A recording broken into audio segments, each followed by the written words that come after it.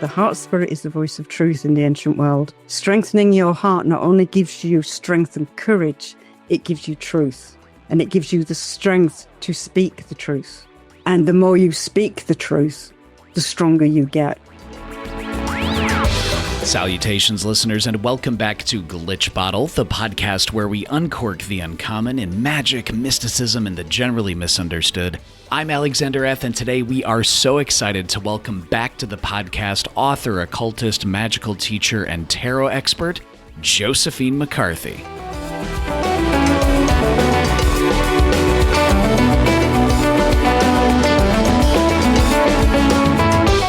How can magicians embrace the destructive tides of change? What is true magical service to others? And how can we seal the cracks, the fissures in our own selves and embody the role of priest-magician? Well, Josephine McCarthy is the best person to ask. I'm always so honored to speak with and learn from Josephine, who's based in the UK and has been active in magic for decades. Josephine's authored dozens of books on magic and is also the director of Quaria, a free online magical training course that takes participants from apprentice to adept.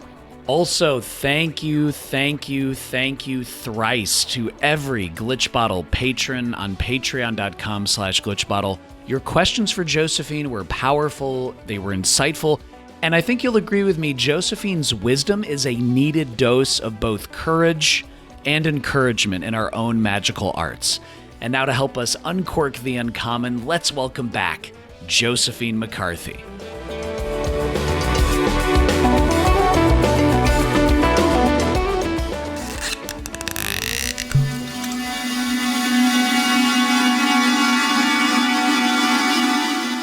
Josephine McCarthy, thank you so much for taking the time and coming on the podcast today. Oh, well, thank you for asking me. And thank you for listeners who sent in such great questions as well. That was really cool. Yes. Sounds good. I haven't talked to you for ages. My goodness. I know. It feels so long. And it's so funny because like your voice will pop into my head at the most random times where I'll be getting ready for a ritual or I'll be getting coffee in the morning and I'll literally hear your voice going, pay attention. Do you see the patterns? Make sure to journal. And I'm like, okay, I will do this. You and I were talking about this before the podcast. I just have to say, it's hot as hell here. Maybe our Southern Hemisphere friends might not know right now since it's opposite, but like, how are you dealing with the heat right now? Like it's just hot. It's just hot all the time. Yeah. It's hot and we have no air conditioning because England is normally fucking cold, even in summer. You know, it's all the windows shut, the curtains pulled on, fans going with ice water in front of it, very hot kitties sort of passed out all over the house. And I drink lots of ice water and lots of ice lollies and chocolate and vegan milk ice lollies, and then go outside for a cigarette and an iced latte, come back in again, more ice lollies. And my God, my backside is just growing because I just can't get any exercise and I'm eating so much chocolate and ice. It's like, oh my God, I'm old. I don't give a fuck anymore. Why? I just want to be comfortable and happy. Just leave me alone. You know what? If only we could live half as well, I think we'd be fortunate. That sounds awesome. I know. I was like, what a great combination. Like you have the ice lollies, you work a little bit, you take a break, you go out into the garden, you come back. That's perfect. That's perfect. Yeah. I mean, it's like, you know, in the house the other day, it was 30 degrees centigrade. So that's 89, 90 in the house in the evening. It was vicious. Oh. So all the more excuse for yet more iced lattes with chocolate sauce in them.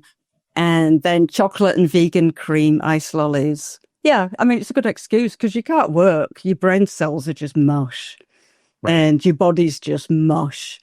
So it's like, well, might as well just mush everything else as well. 100%. And I think like when we were talking about the temperature, I feel like we're also noticing the temperature rising globally and locally. 5 years ago, 6 years ago, 7 years ago, when we were talking, one of the things you always tell people, and I love it, is pay attention, watch for the patterns and things. But you also use the word tides, watch for the tides. Where do you think we are right now in terms of the esoteric tides and just globally? Like, how is it different now from like 5 years ago? 5 years ago, so we were in the beginning of the pandemic.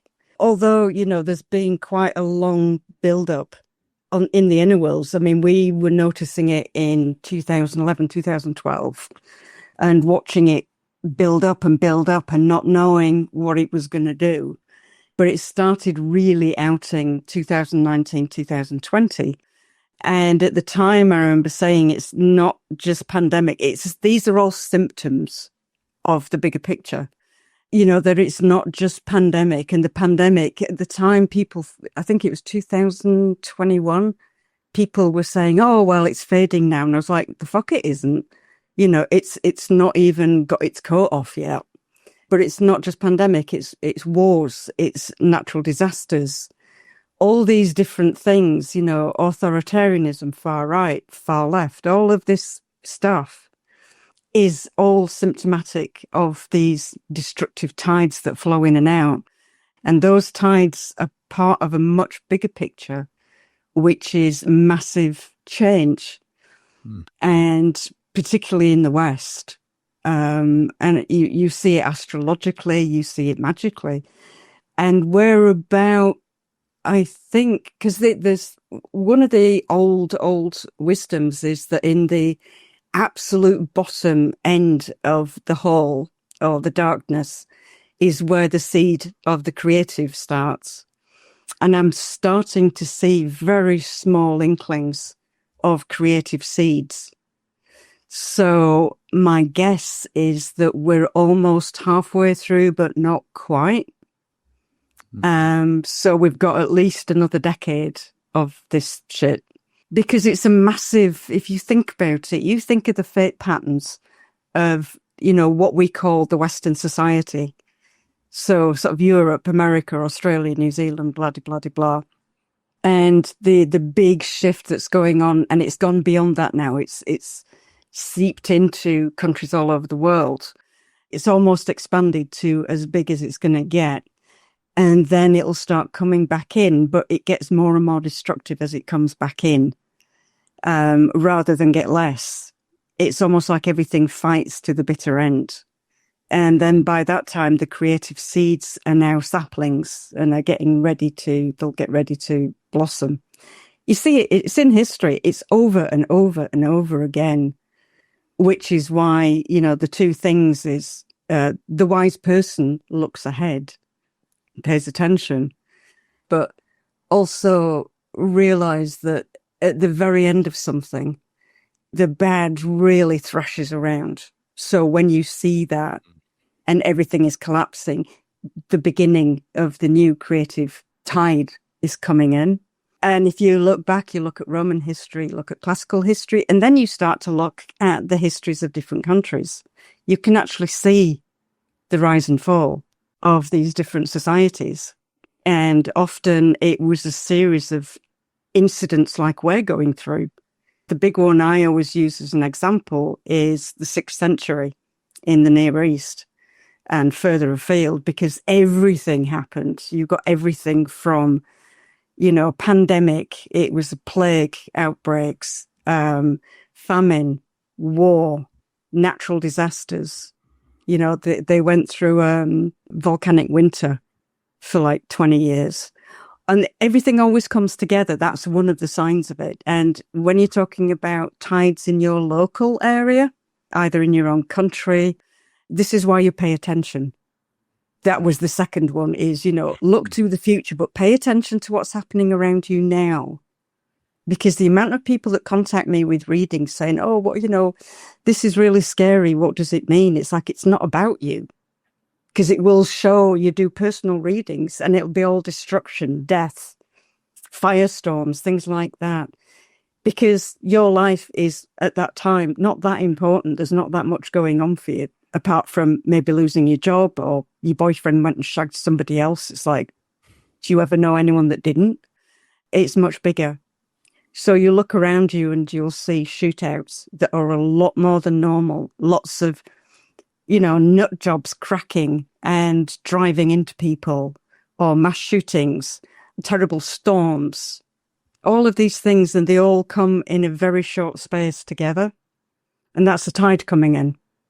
Mm. And then the tide goes back out again and it sort of goes a bit quiet. And it's just the general shit that's left behind. And then another tide starts to come in and you'll start to see, lots of crazy shit happening in your own area. And if you then look wider, you'll see that it's actually, that you can tell then how strong it is by, is this same violence also happening like on the European mainland, which is one of the things I'd look at. And then further afield, how far does it go? And when you've gotten to a point where you find that, all the nut jobs have gone crazy around where you are and start killing people, and it's also happening in, I don't know, Turkey or, the Middle East or India, or the further away it is in the Northern Hemisphere, then the bigger the tide is. And the bigger the tide is, the more you keep your head down. Because that's the other thing that people have to be really careful about, especially if they're magicians or psychics, is when you do readings, when you do magic, when you do visionary work or visionary rituals, is you become visible. Now, if you're doing the system, like with Quarrier, and Quarrier is not the only system that does this, is that there's protections that are built into the course to protect people. But they will only protect people if the people also use their own common sense. So if there's a big tide comes in and they're busy doing rituals and, I'm protected. And then everything suddenly starts going wrong and their kids are suddenly getting really sick or having fits and they've never had them before and the house gets broken into, the dog dies, blah, blah, blah, blah. It's like you brought the tide into your house by being so fucking visible. And I have to keep saying to people, what do you not get about don't be fucking stupid? Don't be selfish. Just because you want to do something. If you're that childish, then you shouldn't be doing magic in the first place anyway. But realizing when it's time to just go below the surface and keep the load down. And what happens if you do that? And it can be very difficult to start with, I know, because I had to go through the same thing. I've relied on divination since I was about 12. So I'd always track stuff using readings and it'd be very accurate. And once I went through menopause, I started finding it harder and harder energetically to do the readings. I could still get the accuracy, but it really hammered my body. And I was getting a lot of inner contact saying, will you please fucking stop? So I stopped. And I was flying blind for the first time in my life, which is terrifying if you're used to seeing round corners and suddenly you can't. And, what I was told was, stop. You will learn another way. So I stopped and I'm like, okay, where's the other way? And I'm waiting for it to flop out the sky. Like, where is it? And, nothing happened. It was like, fuck, this is what it's like to be normal. It's horrible. But then I started realizing I was smelling things. And so when there was a danger, I get a particular smell. When there's a dead person coming through the house or has moved into the house, and there's a lot of magicians I know that are dead now. And so they all turn up in my fucking hallway. And it's like, can you all just fuck off, please? You're stinking the house out. And then other smells when I have to make a decision that's a big decision and could be dangerous if I get it wrong. I found that if I focus on one, it's just neutral. And then I switch and focus on the other option, and I get this very sweet smell. It's very pleasant. And that's like an inner sign saying, hello, stupid human. Yes, that's the right decision. Did we get that? Good girl. Pat on the head. It's been like that, and it's expanded out. So I also, get numbers, which you have to be slightly careful of, because, when people get psychotic, they often see messages in numbers and letters. So when I see a repeating number, I'm thinking, oh, fuck, am I losing it? And then I'll say to Stuart, are you seeing what I'm seeing? It's like, oh, yeah, let's just not do anything. Let's stay home today, because there'll be a particular number sequence will be showing on the clocks and things like that all at the same time.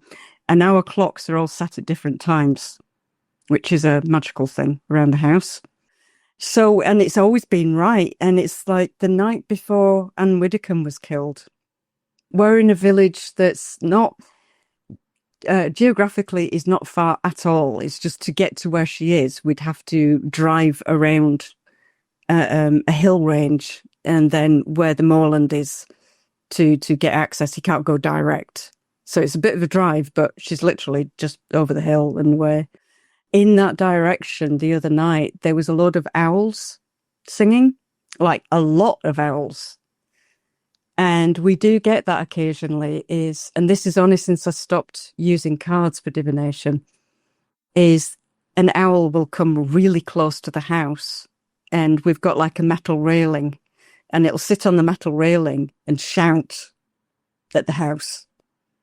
And I'm looking at it going, okay, what are you trying to tell me? And it'll shout more. And I'm like, I have no fucking idea what you're on about. And I'm still at that phase with the owls. I know there's a message. And then someone will die, or there's a massive big change that happens within a few days. So every time I hear an owl now, it's either death or big change for somebody that's connected to me or something that's big. And I can't tell which. Normally I'd go off and do a reading. Is it this person? Is it that person? No. Is it anyone I know? No. Okay, then it's fine. So a lot of that type of stuff. And also just feeling. As a homeopath, what I would do is health readings. If people were sick. When I lived on the reservation, there were some tribal people who had more than 4 different tribes in their bloodlines, so they didn't have tribal health care, because you can be 100% Indian, but it's the tribal registration is to the bloodline of that tribe. So if you've got a bloodline to more than 4 tribes, the chances are you're most likely not going to get tribal benefits and healthcare. I would get dragged out as a homeopath. I've never been a commercial homeopath. I learned it and trained with it for my family. That's it. And for my magical work. But I'd get dragged out to help people. I designed a health reading layout, and then I'd look at what was going on, look at the person, ask them questions, and then figure the remedy from the readings and the questions, which I can't do now because I can't do the readings. But what I found is if I use what I know about homeopathy and magical alchemy, which is basically what homeopathy is within the umbrella of magical alchemy, and then narrow it down to 3 or 4 bottles, and then mix them up and put each one in a hand. And one of them will, if I close my eyes, one of them will light up in my hand. And it's an inner seeing. So you close your eyes, and it's actually, everyone can do this. Because I've taught people how to do it. It's a natural, inherent thing within humans. There's a lot of these magical skills are just inherent, but you have to practice them. It's like learning to speak, learning to walk. So you set up your own little tests and do it on a regular basis, and slowly your body gets the idea of what you're trying to do. So now I do that. And like one of my cats it basically just walked in last year and wouldn't leave. And he's a geriatric cat and he's got lots of health problems. And he's now ready for surgery because he needed to get weight on him and stuff. And I was looking for the right remedy for him. And homeopathically, it seemed like one particular picture. But I've learned through doing readings that is not always right, that the most obvious one is not actually what they need for the in-depth healing. So you have to think poetically as well. So I thought about him poetically and then got 3 or 4 remedies out that matched it and went through each one till I found one that felt right and the right potency, and then held it up to him. And he was licking my hand as though, I was covered in, cat version of chocolate. And that was the right remedy. Gave him the remedy. 24 hours, nothing. 48 hours. Good appetite. Working well. Bright eyes. Back on it. Because they're catalysts. They're not drugs. They're magical catalysts, really. And you can actually use them on the land and in rivers and in lakes. Very high potency. And the apprentices, or is it the initiates actually? The apprentices learn the beginnings of it. And then initiates and adepts learn to work deeply with the water, the air, and the soil, with homeopathic succussions and solutions to trigger what the river needs. And one of the things, and I was doing this with people, teaching people this before Quarrier, and they'd try it and nothing would happen for about a month. And then suddenly there'd be this massive rainstorm deluge that would completely empty and refill the area with the water, a lake, a river, the rivers go nuts if they really need a cleanup with this stuff. And it's amazing, but you have to be patient and just, if nothing happens, then either it didn't need it or you got the wrong remedy or you are the wrong person. This is the other weird shit with homeopathy. It's got to be the right person. So if you're a fucked up drug head, it's not going to do anything. But for the most part, you do see, and that's when it does happen. And it happens quite a lot. That is one of the first things that teaches the student or the magician that this stuff can be really fucking serious and you don't play around with it. Because the more vital force something has, the more it's going to respond. Because we're down to, real nano level of affecting things, which is then getting into, sort of the quantum area of how things work. And, I'm not even going to go down that road because unless you're an actual quantum physicist working in that field, you're not going to understand it. It was a big fashion 20 years ago to write magic and quantum mechanics and all that shit. It's like, if you're not actually working as a trained physicist in this shit, you have no idea what you're doing. But the idea that, weird shit can go down and affect things physically, it's at that sort of level. And you learn to respect magic in a big way, just like other magical acts, visionary acts, where, it unfolds and then goes out into the world and affects change.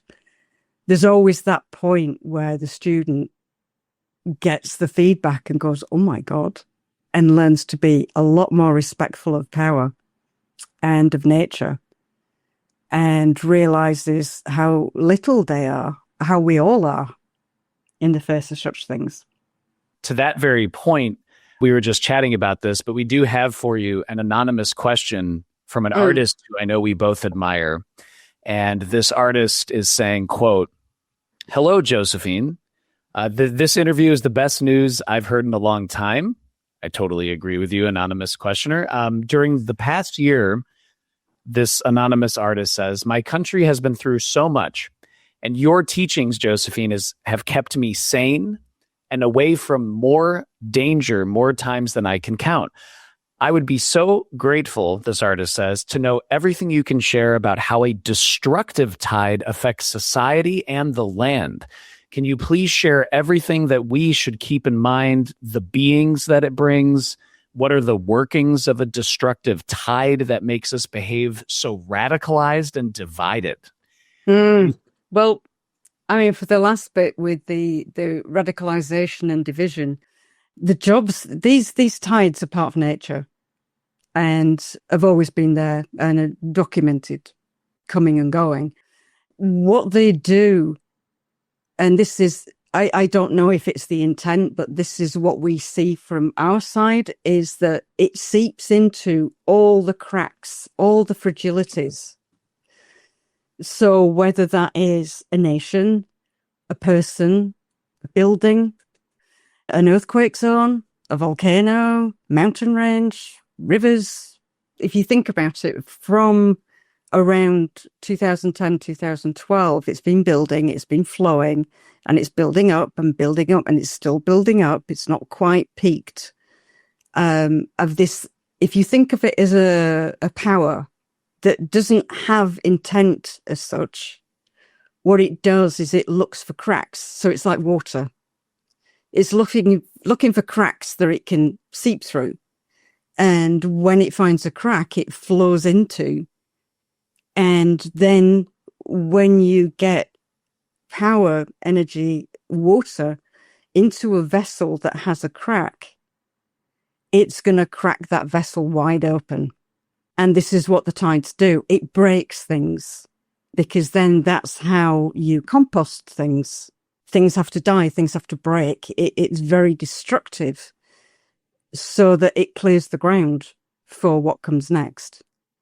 I mean, for example, you get someone who lives pretty badly, they're unhealthy, they've got very childish ideas of the world and how things should be, and very narrow-minded and everything else like that. That's a crack, because that's a projection from inside themselves, that they're not in balance with the nation around them.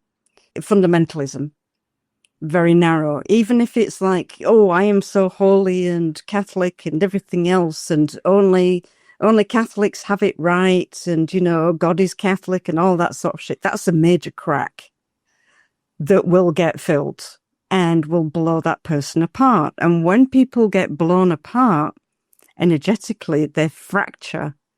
The mind usually fractures first before the body does. So you see people slowly going nuts. And we can see it in people of power, where, you know, they were pretty cracked to start with, but then the flow starts and you can see their intellect degenerating. You see their body beginning to degenerate. And then they just crack and fall apart. Either you get the same with nations. That's where the division comes in. It literally cracks the nation. And that's usually, again, where in Britain, for example, which is, it's interesting because America has always been for the individual. Although it's weird that they actually, I noticed when I was there, they everything is about teams, and yet it's the individual. So it's really sort of schizophrenic like that.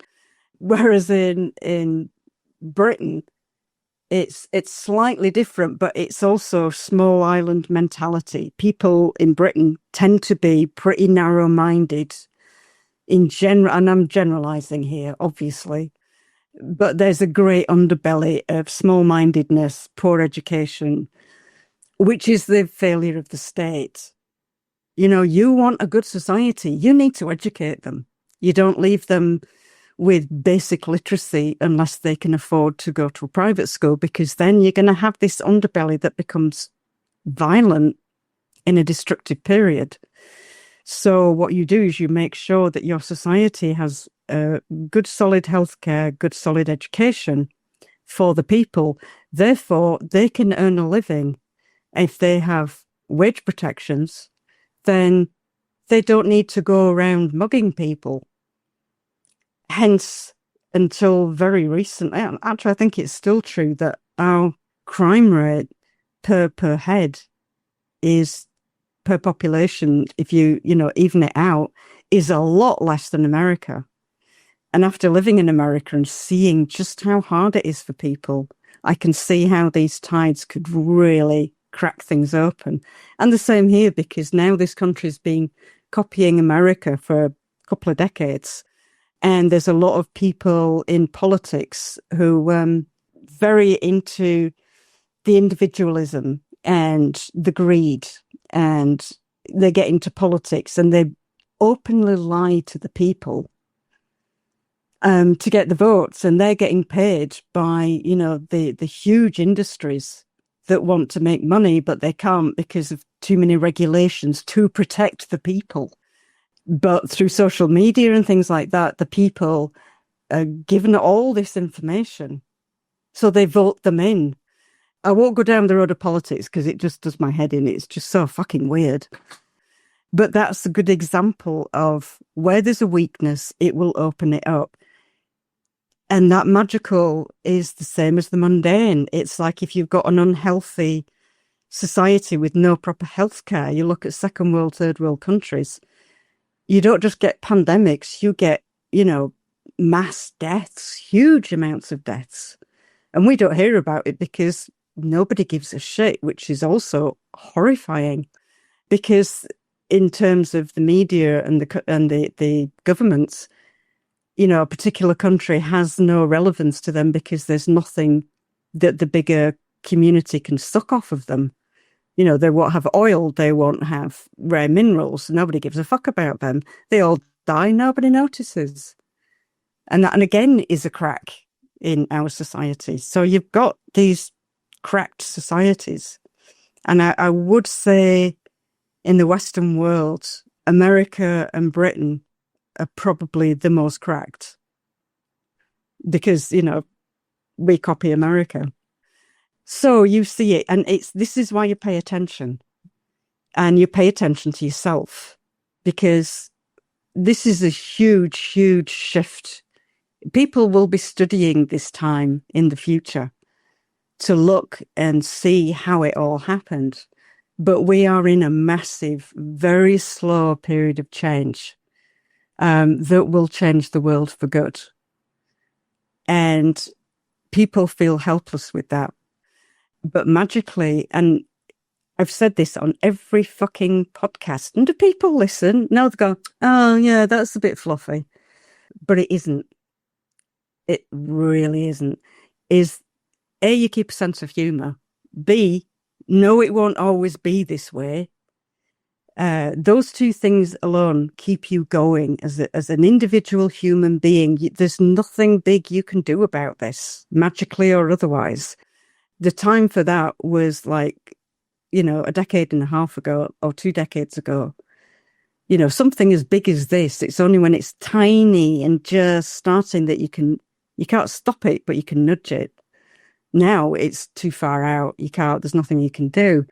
So what you do is you keep yourself as uncracked as you can. You start finding where those cracks are in yourself, and then start thinking about how you deal with that, because there is this magical thing. And there's quite a few physicists in our family, and one of them is quite open to speaking with me magically.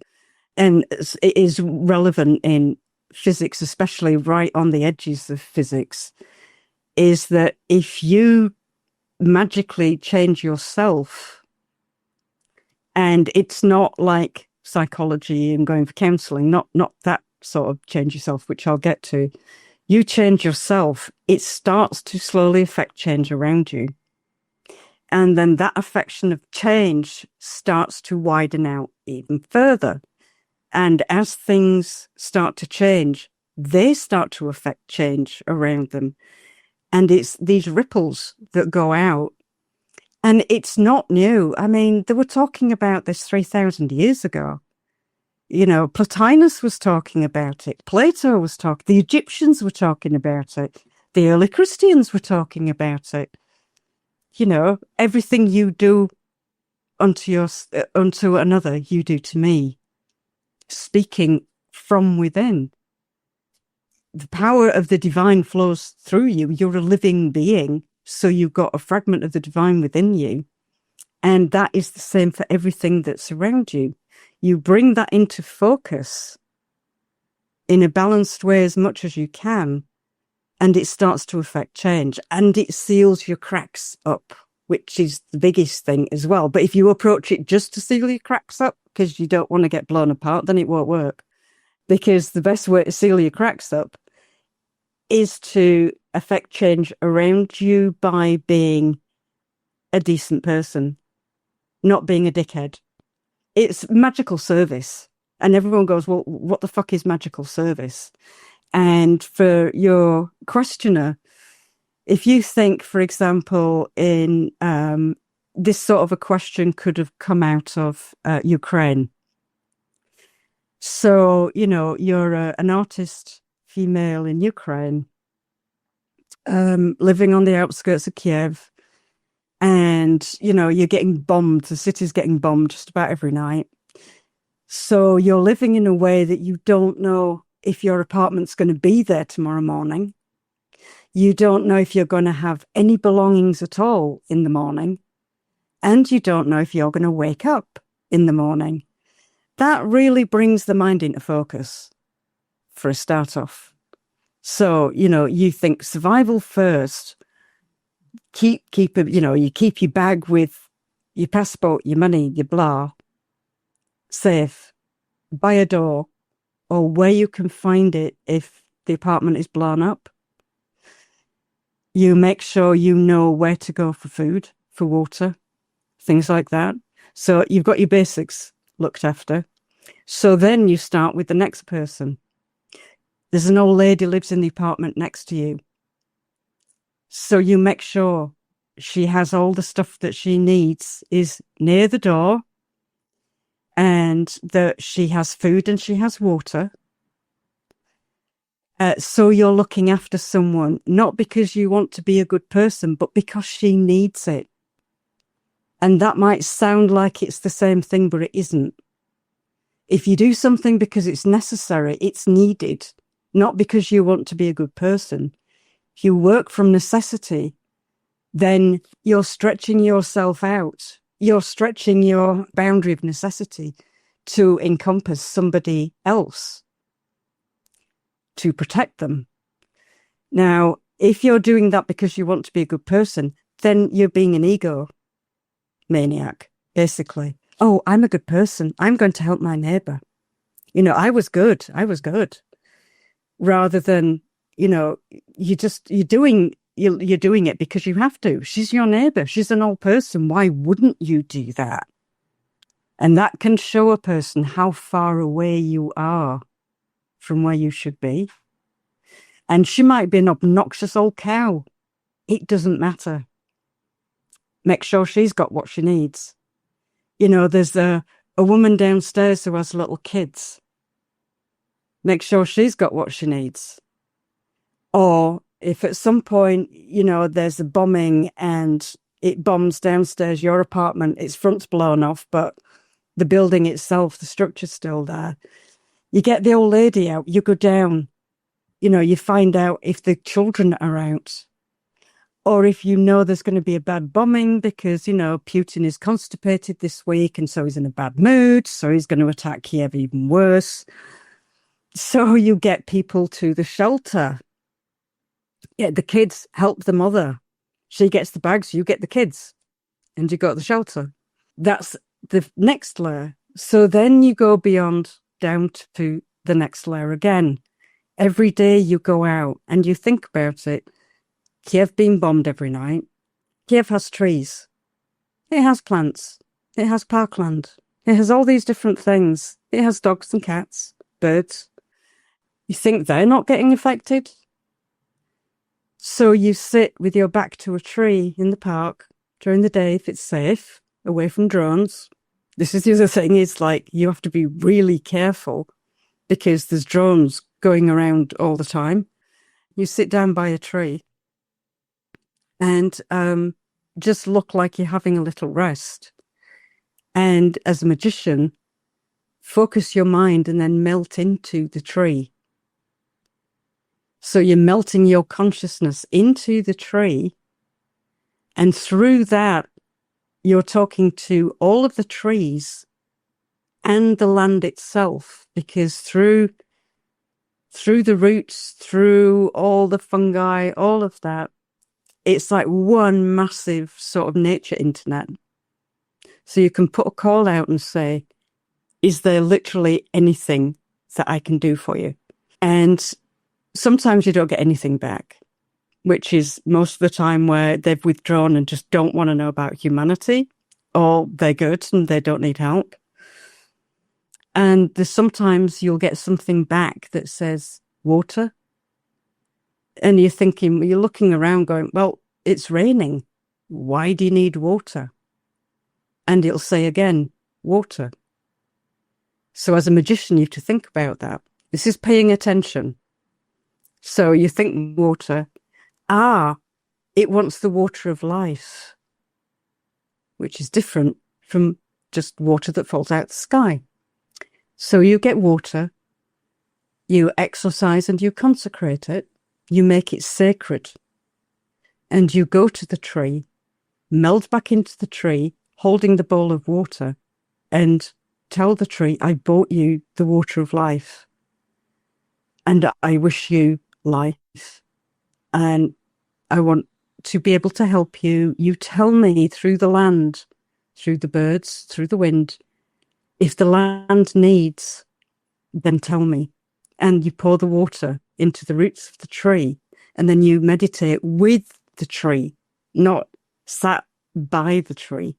You meld into the tree, get yourself as still as you can, and then you'll start to feel the vibration of the bombings that have already had an energetic level through the roots of the trees, through the land, the whole thing, everything. When there's been bombings, you can feel it in the land for quite a long time afterwards. So what you do is you melt into the tree and then you melt down into the roots and you hold that sense of stillness in your mind and you just sit there and meditate in stillness in the roots of the trees in vision until you feel it's time to leave. And the time to leave is when you can feel that the vibration has settled a bit or has gone, and then you come back up. And you might have to go do that every week while it's safe. And then you find you can go to another place and do the same thing. So it all starts to connect up. So if you're a magician who is very much focused on nature and the land, and you're in a war zone, for instance, this is something you can do. If you're in a land that's especially northwest in Europe, the shift in the climate is happening a lot faster here than it is in America and other places. It is the fastest. And so a lot of the plants and trees here are dying. They just can't hack it. It's too hot for them. You can do exactly the same thing. Take them the water of life, sink into, and it's practice. You can't just like switch it on. If you're not used to doing visionary work as a magician, you have to practice. And you practice first being quiet and then imagining that you're melting into the tree and then imagine you're melting down into the roots. And to start with, if you're not used to it, it will just be your imagination, but you keep going because at some point you will cross over and you will feel it. You'll feel the difference immediately. If you do that, say, over 3 or 4 points around an area of a city or a town or a local area, what you'll find is that it gives that nature some strength. And what you'll find is instead of just devastating the trees, and I've done this so I know that it works, is the trees, it's like you give the tree a very safe, still place to withdraw into. And it'll withdraw and stay there for quite a long time. So the tree might start to look as though it's dying. and might be cut because it looks like it's dying. But in 4 or 5 years, when that vibration is no longer in the land at all, you'll start to see shoots coming up off the stump or off the half-dead tree. You'll see it starting to sprout again. And this was what I've done this since the 90s. I'm working in the States where there's a version of it where you basically go out of time as you get down into the earth and the roots. Is you go down into rock, you get as far down as you can and you hit rock and you sit in the rock because a rock has a different time to you. And you sit in the rock and when you start to rise, you're rising at a different time in the future and you release what you were holding. So if you were holding water or if you were holding seedlings or if you were holding a branch from a tree, but usually water of life is the best thing because that will trigger life. And then you release it.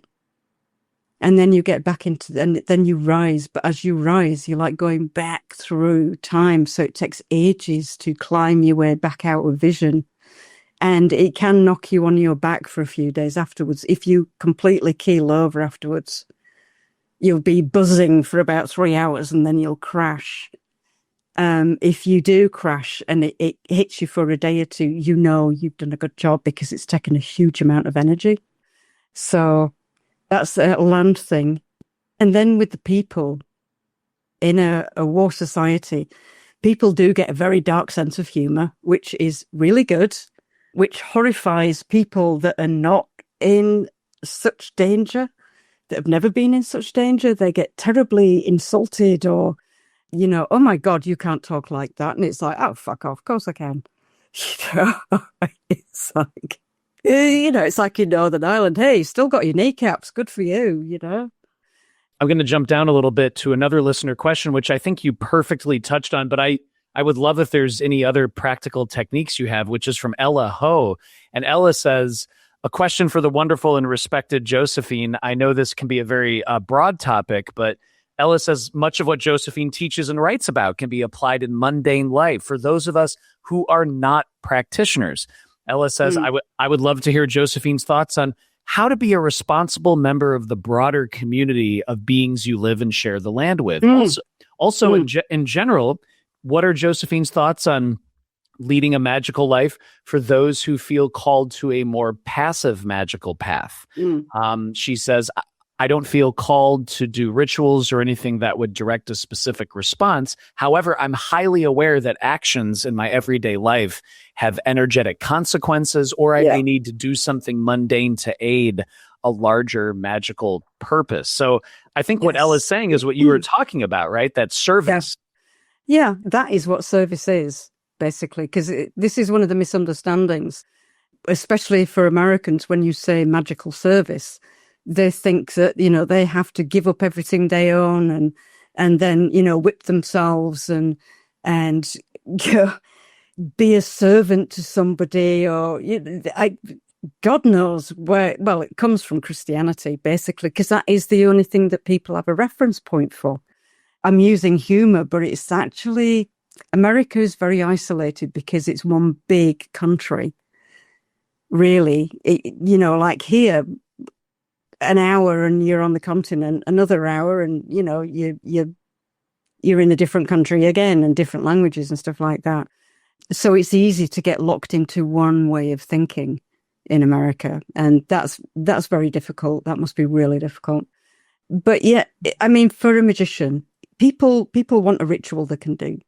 They want a vision they can do that's going to make all this go away. Well, you know, that's the 5-year-old. That is just not going to happen. You can do as many rituals as you want, or as many visions as you want. You can get, you know, oh, well, I've just brought out the greatest grimoire from the 13th century, and it's the most powerful one in the universe, and this is going to change the world, and blah, blah, blah. It's like, oh, fuck off. You know, this is serious. This is world destruction that we're going through. It isn't the end of the world. It's not the end of humanity, but it is the end of the easy life that the West has enjoyed for the last, well, since the 1940s, really, since World War II. that's ended and it's not coming back. And people need to adapt to that straight away. If they don't adapt, they will fall apart. And this, which I'm answering to Ella, is also part of the sealing of the cracks. And a service is, I always say a magician doing service. The actual term for it is being a priest magician. And it's not a priest of a religion. It's a priest that stands as a bridge between the divine world and the human society and the land. So you are a bridge for things to flow through and back. You help people to find the path to balance. You don't find them balance.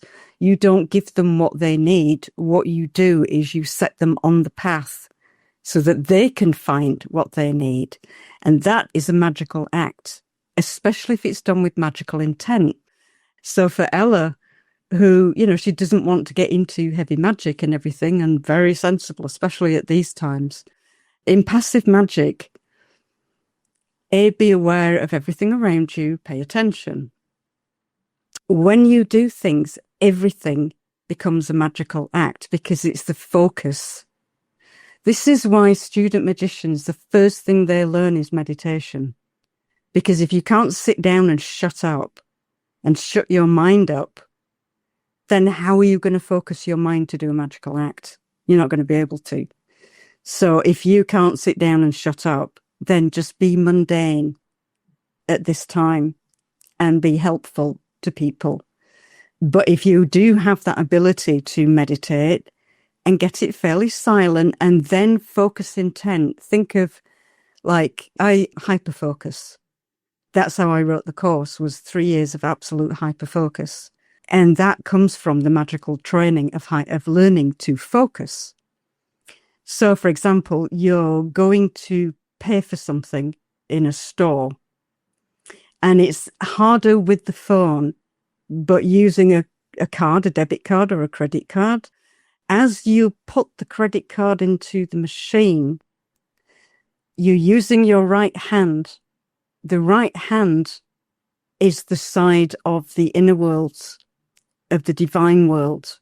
The left side of your body, the left hand, is the physical world and your physical actions, energetically and magically.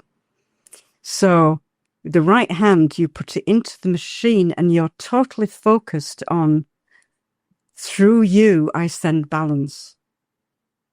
Right? Now that sounds all nice and new agey until you realize what that can actually do.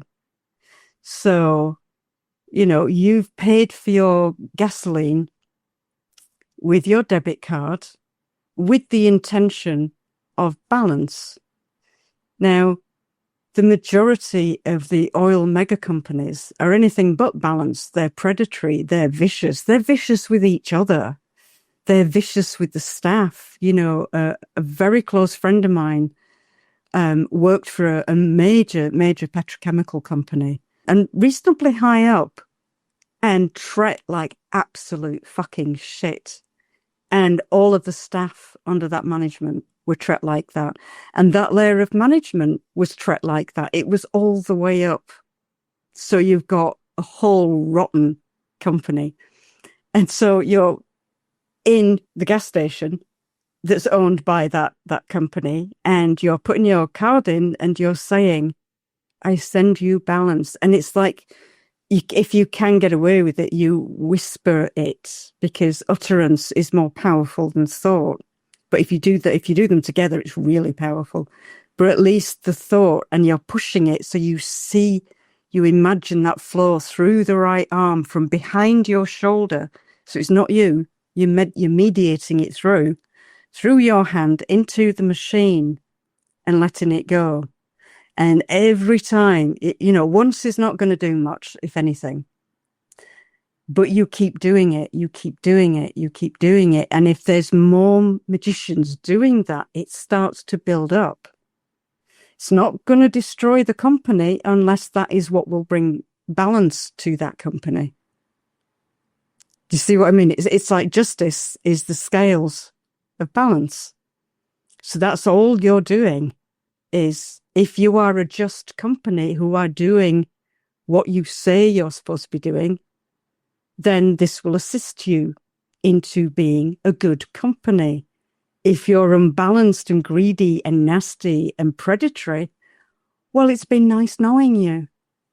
While you keep using, the drip of magic can be more powerful than the big, whoop-de-doo shit. Because the drip goes under the radar. Just like the cleaner goes under the radar. Nobody ever spots the cleaner. No one ever takes any notice of the cleaner. And the drip on a tap is ignored.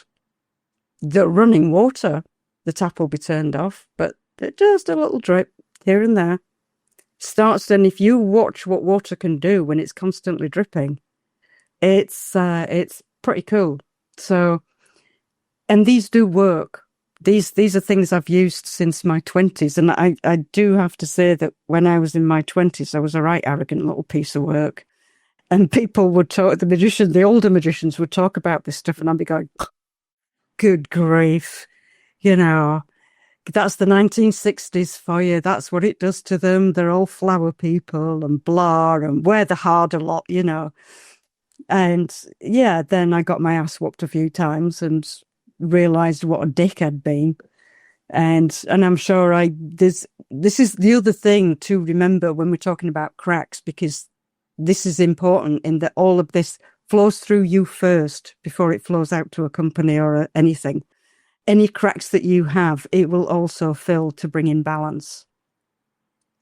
So if you're doing that and at the same time, helping people if you can, or feeding birds, like you look after bees, things like that. There's something where you have to put something before yourself. Not because you want to be a good person, but because you have to. They're your responsibility. You have to feed them. You have to look after them. Things like that.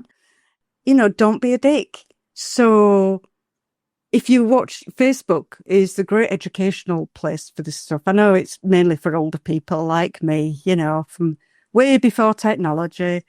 And it's fine because I can work with that. All the other stuff goes too fast and Instagram is just pathetic.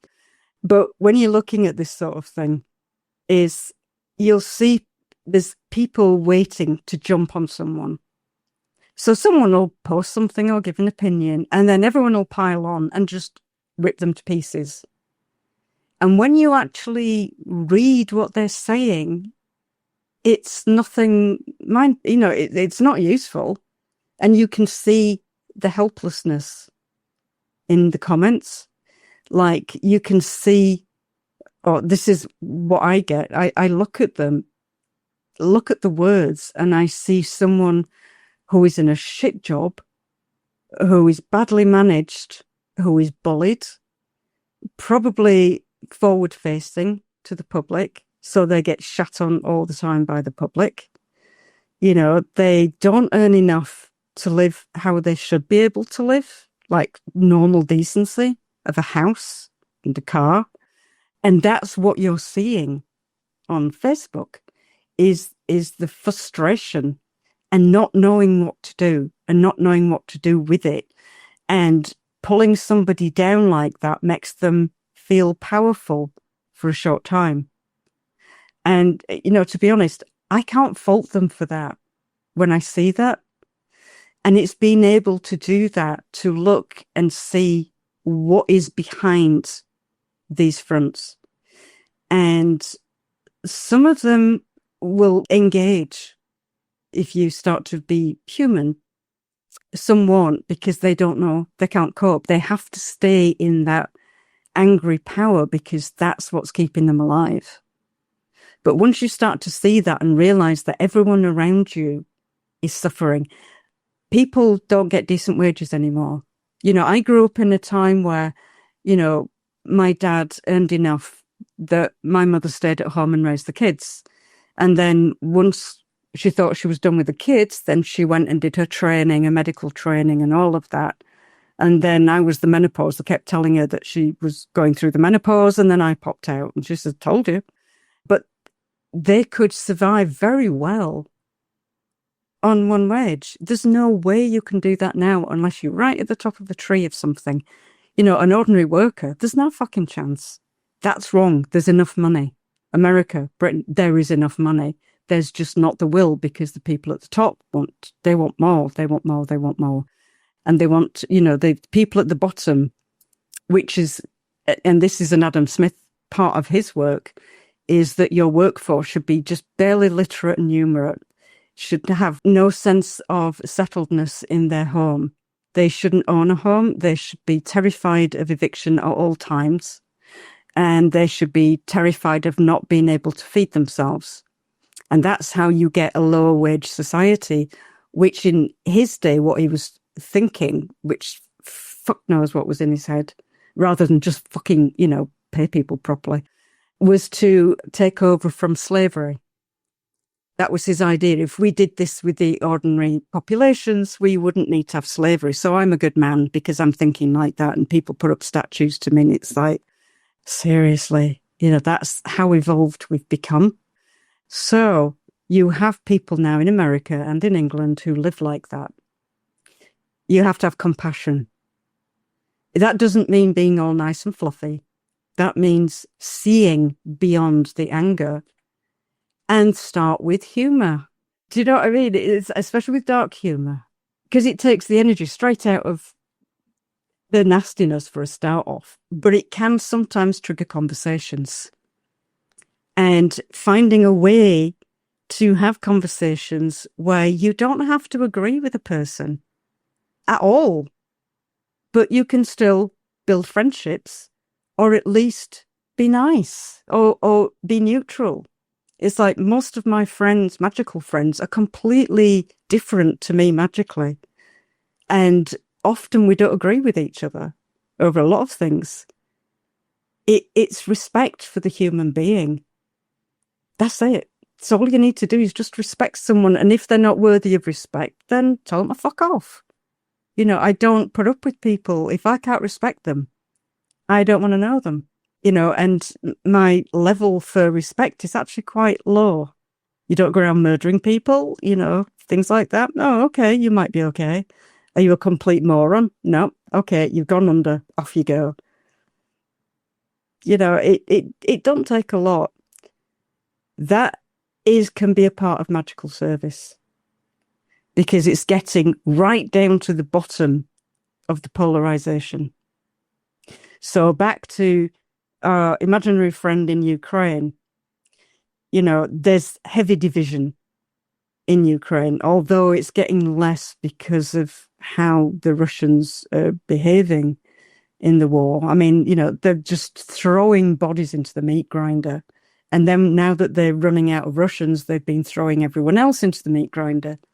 But you come across someone who's, opposite, they're a Russian, or somewhere where they're a fundamentalist or something like that, it's okay. If that's how they wish to be, respect that. Just don't give them the right to push you into it or drag you into it, and keep your own respect, which can get you in prison in certain places. So you have to be slightly careful. But at the same time, it's, again, paying attention, learning to adapt and maneuver and chameleon without dropping your own beliefs and self-respect, which allows everyone to sort of, rub along until you get out of danger, which can be a long, long time, but also of magically being the cleaner. So back to Ella. Hi, Ella. Is as you go about things, if you're going to do things with focused intent, another one is utterance, dropping utterance like water. So you go into a supermarket that doesn't seem to give a shit about the people around them who can't afford food. So you go in, and for our imaginary friend in Ukraine, you can do this same technique just for different reasons. It's a very simple technique. But if you do it with magical intent and build it up, it does actually, and it's a minor shift, but it's a minor shift in exactly the right point that is enough to undermine the whole thing. You don't go smashing through brick walls. you just scrape at the bottom of the wall and you scrape out the concrete, or I can't remember what they call it, but the stuff between the bricks that holds the bricks together. You scrape away, scrape away, scrape away, scrape away, and you niggle, and then the brick's loose, and then you go a bit. It's all tiny. It's all tiny. Nobody notices. Yep, same thing. So you go into a supermarket, and as you're walking around the supermarket, people might think you're nuts, but if you put an earpiece in, people think you're talking on the phone. And you just go around and you don't say what they shouldn't do as such. You have to think very carefully about what you utter. And this is true for visionary and ritual magicians, because ritual magicians use utterance as well. As you're walking around is feed the poor, feed the poor, feed the poor. That food would be good for the poor. That food would be good for the poor. Still make a profit, feed the poor. And every time you go into that building, you do that. Because it's utterances, if you watch from an energetic perspective, or if you've got second sight, which is, psychic vision, what you start to see is the utterances start to change the walls slightly. I can't explain it. It just, they look slightly different, as though they've got patches of goo or patches of blur and stuff. And that's how it was used in temples. And then drawn out on the walls. It's the utterance. And then they were uttered. People, the recitations in Egypt, they're written on the walls. And you would utter them back every day so that the symbols and the images come alive. But it's repeated.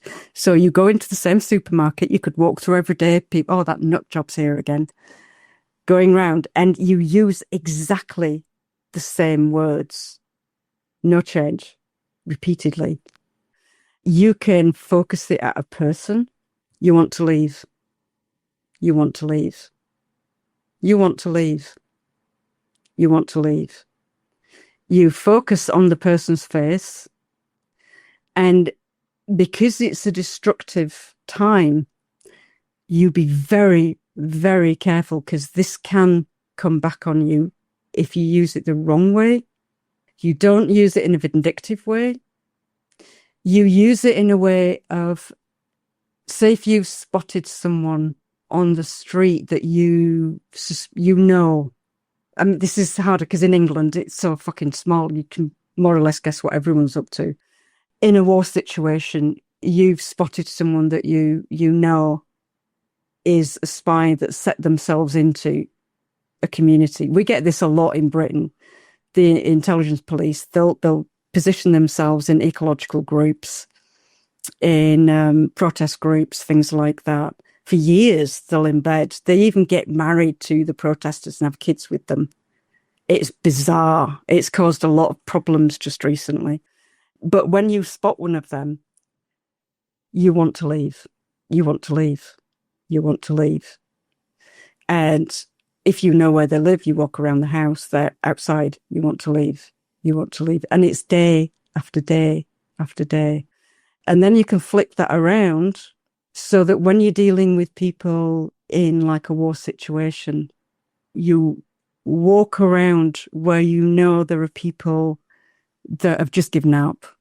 And there's a lot of older people that just can't take it anymore. They've just had enough. But there's nowhere for them to go.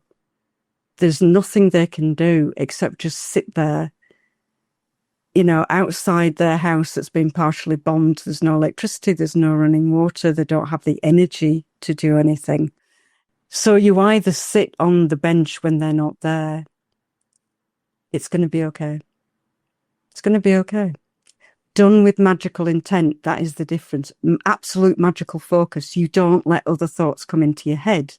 You don't be aware of what's walking past you unless you have to for safety. It's going to be okay.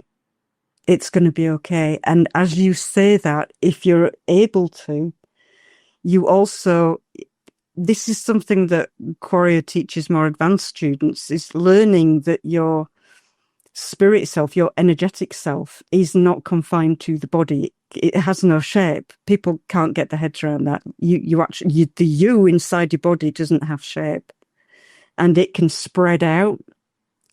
And you learn to spread out. And say, for example, the old lady sat there, and you can see in her face how much she's suffering. You sit next to her and just be quiet, or just read a book. Let yourself spread out so that you're taking her into your field. It's going to be okay. It's okay. It's going to be okay. It's going to be okay. It's going to be okay. Never vary the words. You find the right one, and then you just keep with that sense of stretching. And then when they're not there, you go on the bench, sit where they would sit, do exactly the same thing, spread out onto the bench. It's going to be okay. It's going to be okay. And in America, Ella, there's a lot of people with all the situations going on politically, climate stuff, the weather, the poor economy, all of these different things that are going on that are really stressing people, is you can use that out and about. You can walk. If there's someone doing it once is very little use, but if there's somewhere that you walk regularly, or a place that you go in and sit regularly, you're basically bridging calm. And you're doing it through utterance. It's going to be okay. It's going to be okay. Just because, people feel helpless, there isn't literally nothing that most people can do about the situations that are going on. And anyone who thinks they can is fantasizing, both magically and mundane. What you can do, and which history has shown us as well, is that these little drips eventually undermine the whole thing. You never go and attack an enemy who's waiting for the attack, who's ready, you wait and let them get nice and comfortable and nice and relaxed. And, a couple of years, 3 years, 4 years. Oh yeah, we're totally safe. The population, they'll do as they're told, blah, de, blah, de, blah. They don't see it coming because they're nice and relaxed. And this is what the dripping tap does. It goes under that radar, and it builds up. And it builds up, and it builds up. You walk to work, you keep, whatever it is you're going to utter, if you're uttering to the people, it's going to be okay. Or you can say, long term, it's going to be okay. Find the right words and use them over and over where there are people that are suffering. Do the same with the land. You've got the work you can do with the land. You can sit and talk to the land. If you can walk, there are places where poetry is embedded in the land of the nation. Ireland is one place like that. And you can walk the land.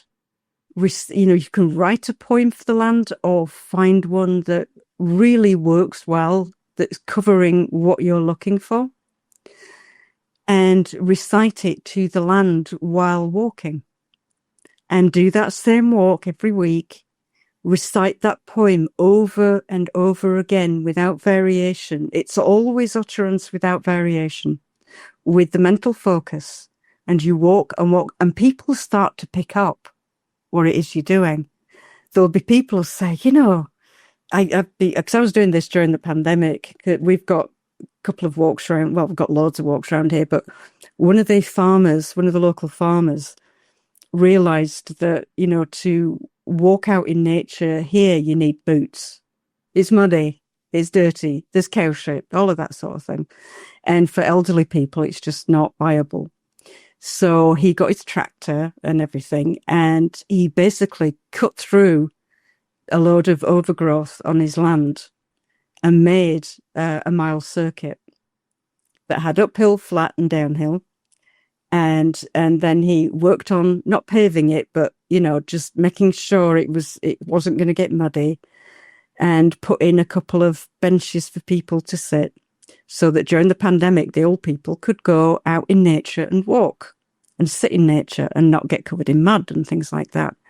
I'd been walking around, and just it's going to be okay. It's going to be okay. And I was saying it both to the land, to the birds, to the people, because everything had changed. Nobody was out working on the land. Nobody was doing anything. So you say it over and over again, and then you get people, neighbours going, oh, I went up on the farm walk yesterday. It feels really good and safe. I came back and I felt, we can do this. It's okay. We can do this. Yeah. So, you become sort of, I don't know, the magical happy person in the area, or the magic anxiety person that takes anxiety away. And you don't do that by, saying, oh, you're very anxious and we need to find a way. You don't do that. You just say it's going to be okay. You will still be here and it's going to be okay.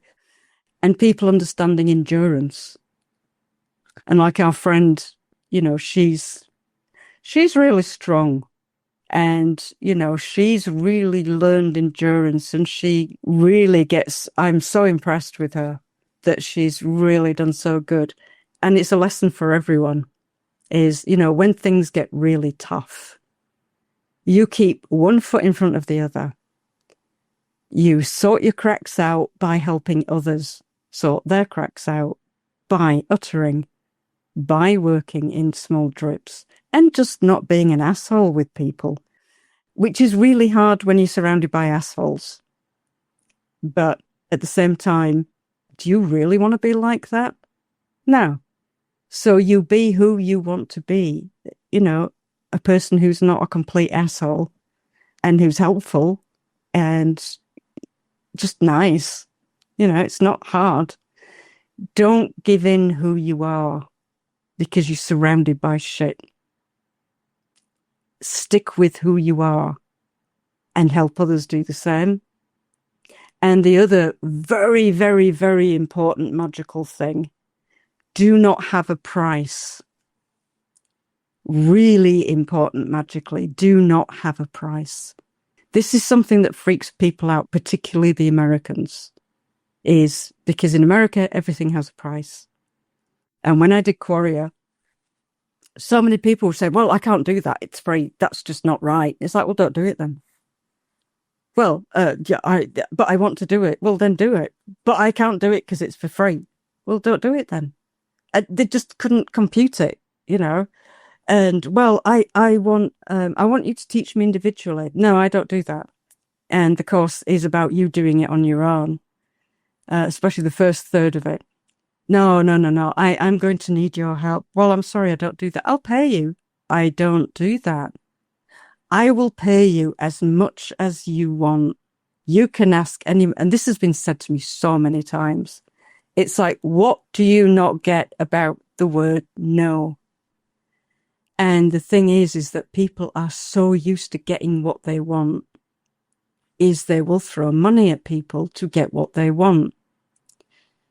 And if that means stepping out of you working on your cracks and being a priest magician or a decent human being, do not have a price. Because by doing that, it clicks in lots and lots of inner dynamics, beings that start to walk with you, beings that start to work with you, all of this, because you're doing the right thing that is helping everything move forward and not backward. Soon as you have a price, everything is off. Everything leaves you alone. You're on your own now, sort of thing. And from a magical perspective, I don't think people realize just how important it is. So, but Ella, there's a lot you can do, but just think simple, repeated. Think very carefully about where you go and what you do and how you can utilize that in a magical way by wrapping in with the mundane act of walking or going to work or whatever, that you can layer that over with magical intent to bridge through what the people need.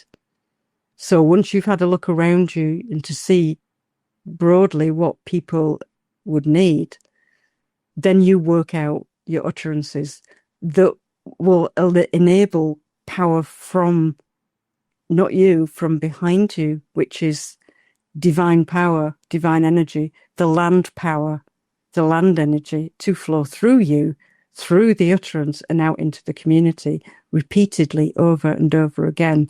It's what the rosary is. Think about it. You know, you say the rosary. It's exactly the same thing. It's the dripping tap. Said over and over and over again. And in Islam, the same thing. The recitations of the names of the divine recited over and over and over again. It's the dripping tap. So people who are listening that are in Muslim countries, you know, you find the right name, because each name has a different quality of the divine that flows through it. And this is true for all religions that have divine names, because it's all the same divinity. They're not different. They're just different paths.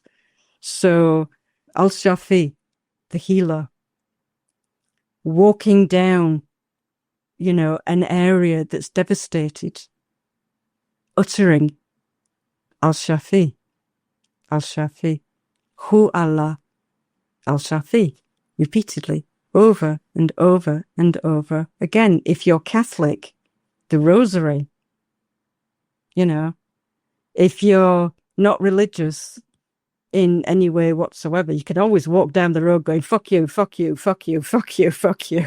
You'll feel a lot better at the end of it. It might not do anything magically. You never know, but at least you'll enjoy it. Oh, God, I'll shut up now for a bit. No, I was just thinking, it's like you kind of go up there, you know, someone comes back. Oh, I was just walking in the moor and I just got the sense that I should go fuck myself. I don't know.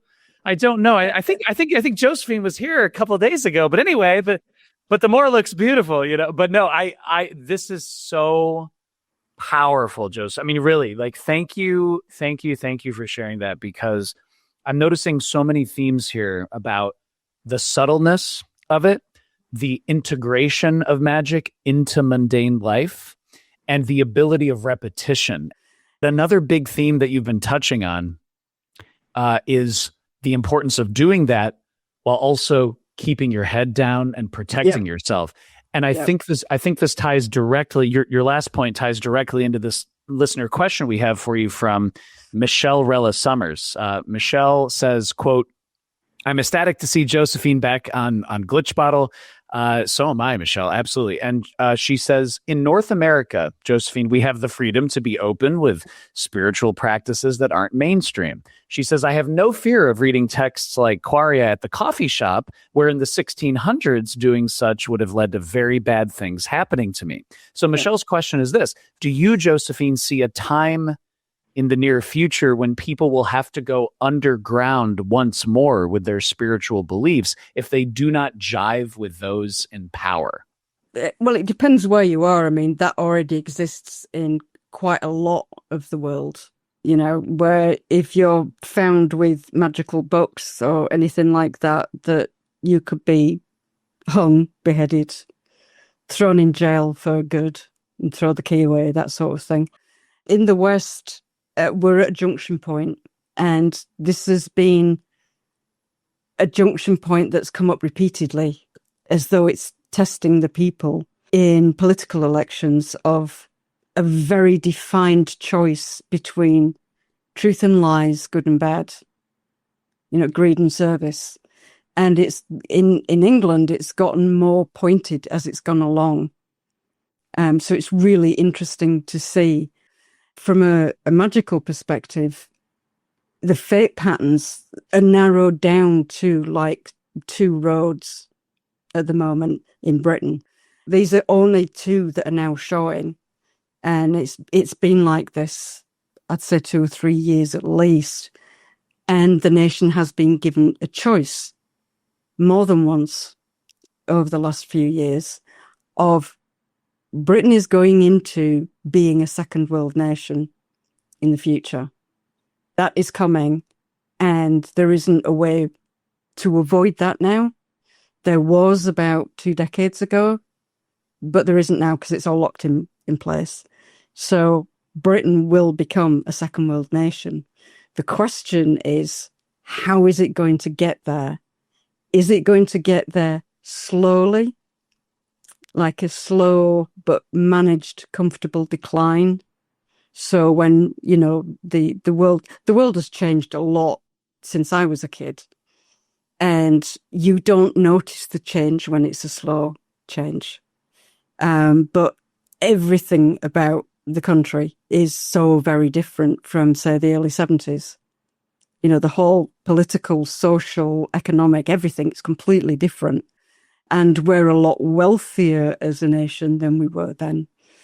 The other option is off the cliff. A sudden sharp drop.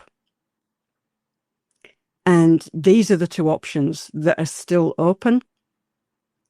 And one will be caused, and this is not about political parties. This is about intentions of groups. So you have on one side an intention to basically resource strip the nation, to get rid of all regulations, to be able to asset strip, which has already happened more than once in this country and in my lifetime, major asset stripping. But this is of the nation, of the people now, not just the buildings, the infrastructure, things like that. Basically harvesting the people financially, and which will take it off the cliff. So it's greed and lies. On the other side is the managed decline. So I'm not very good at timelines, so I don't know how long this will take, but we are at that junction point and we're given that choice. We've been given it 2 times just in the last couple of years, and it will come up again, another election and things. What does the nation want? And because it's a democracy, you can't use magic to nudge the election one way or the other, because then it's not a democracy. You become the problem. You're not solving the problem. So if the people choose to go off the cliff, as a magician of the nation, if you're a priest magician, what you have to try and do is, manage the fallout for the people that are around you. The family, the friends, the land where you live, the little community or whatever that's who you then, your world shrinks right down then to managing and protecting that. If it goes the other way, which is the managed decline, then that's, you live through that and you help people along with it, because the ones that are going to get the most hit by the managed decline is the youngsters, because they've never known anything other than living in what is essentially a wealthy nation. Even though people don't feel wealthy, it's like, if you live in a house and you have electricity and you have running water and you have food in your stomach and clothes on your back, you are wealthy. So, getting used to, and I'm not putting the youth down, because I've actually got now a lot of respect for the young generation of Britain now. They're just amazing. And some of this stuff they're actually figuring out for themselves, but there's sort of, groups of them that are not. It's just being kind and helping them adapt and letting them know that sort of I came into the political arena of stuff as a teenager, just briefly until I got into my 20s, and my father just said, you need to shut up and step back. Just go a different direction, because he was a politician. Just don't go down that road. But I can remember when Thatcher got in, and within a couple of years, they were loosening all regulations and stuff, which is what caused the mad cow disease crisis. Because up to that point, the brains and everything from the sheep weren't allowed to be fed to the cows, because the cows eat grass, not fucking sheep brains. And she allowed all of that to happen. And I was horrified. And we were out protesting and this, that, and the other. And I realized that it wasn't going to work. And I just, what you like when you're young, and I just couldn't see an end to it. I couldn't see a future. I was, you know how dramatic you are when you're 19, it's like the world is coming to an end. And then you learn how to adapt. And, then the next young generation is, how can you be so adaptable? You've got to fight this. And it's like, how exactly are you going to do that then? So that, there are some changes you can fight. There are some that you can't. And knowing which one is which is important. And with those that can't be changed at that point in time is, you just help those around you. So as a teenager and that, we all got involved. A lot of us were all unemployed because, we'd all been kicked out of our jobs and stuff. And we set up little communities of sort of post-punk, poetry, music, things like that. And that gave us skills we didn't realize at the time. And then you begin to, okay, I'm learning skills like this. It's not actually changing the economy or anything, but I can go forward and learn something else. And over time, I can adapt and make the world how I want it to be by doing that myself, not waiting for saviors to come galloping over the hill. The change starts with you. You want change. You fucking change first. And you be decent first. People say, well, why should I be decent? They've been a right twat. Well, don't be a twat. Why do you have to be a twat? Because he's a twat. Be a decent person. Show him what a twat he is. Beat the shit out of him. Be nice and go away. It's like going underground. Yeah, absolutely. I think in Britain, if we have the slow decline, I don't think it'd be a problem. If we go off the cliff, it will be a far right issue of them gaining power. And when you live in a democracy, this is really important for a magician. When you live in a democracy and the people of the nation vote a certain person in, and they turn out to be extremist or authoritarian or whatever, is the people chose that. You cannot stop that because the people chose it. If you try to, you take the whole backlash of the nation on yourself. You can't do that. And it wouldn't change anything anyway. You'd just, blow yourself up. Respect the process. That's how democracy survives, is by respecting it, even when someone's manipulated it for a start off. And yeah, going underground, I mean, we've had it here now with the far right saying openly on live TV, on newscasts and stuff like that is, we're going for the occultists first. Because they don't know what occultism means. They think it means Satanism, pedophiles, drugs, child sacrifices, things like that. Whereas most occultists I know are like, oh my God, it's a ginger cat. He's gorgeous. Oh, come here, do for it. I'm an occultist. I've got really, really tiny feet, so I can only get children's shoes. And I was looking for sandals for the warm weather, the hot weather. And it was a choice between sort of boring blue, or I could have these Transformer ones, boys with all the Transformer stuff. And it was really tempting to get the Transformer ones. It's like, be a little kid. Most occultists I know have got a childlike side to them and are decent people who really, really want to live in a decent world and just be nice. But there's this idea, particularly in this country, that occultists are Satanists. And I think it's the same in America because they just don't understand what it means. So, yeah, big time. And America has also got that same, you'll find at the next election, there will be a figure who is very much about moving the nation forward, being a normal human being and making the nation normal for normal people, or a complete nut job who wants to blow everyone up and take over the world and, blah, blah, blah. you'll have a very clear choice. And if the wrong choice is chosen, then if you are a magician, a ritualist, whatever you want to call it, be careful what books you have in your house. You know, I'm from a culture that doesn't have the right to free speech. People don't realize that. There is actually no legal right to free speech in Britain. It's not a problem because it's all done through, you know, gentlemen's agreements. But there is a mentality coming in with the tides in good people and bad people, which is about taking that right away, which we don't really have anyway. And because the British watch American TV so much, they think we have a constitution because the Americans have a constitution. And they keep talking about the First Amendment. It's like, sweetie, that's America.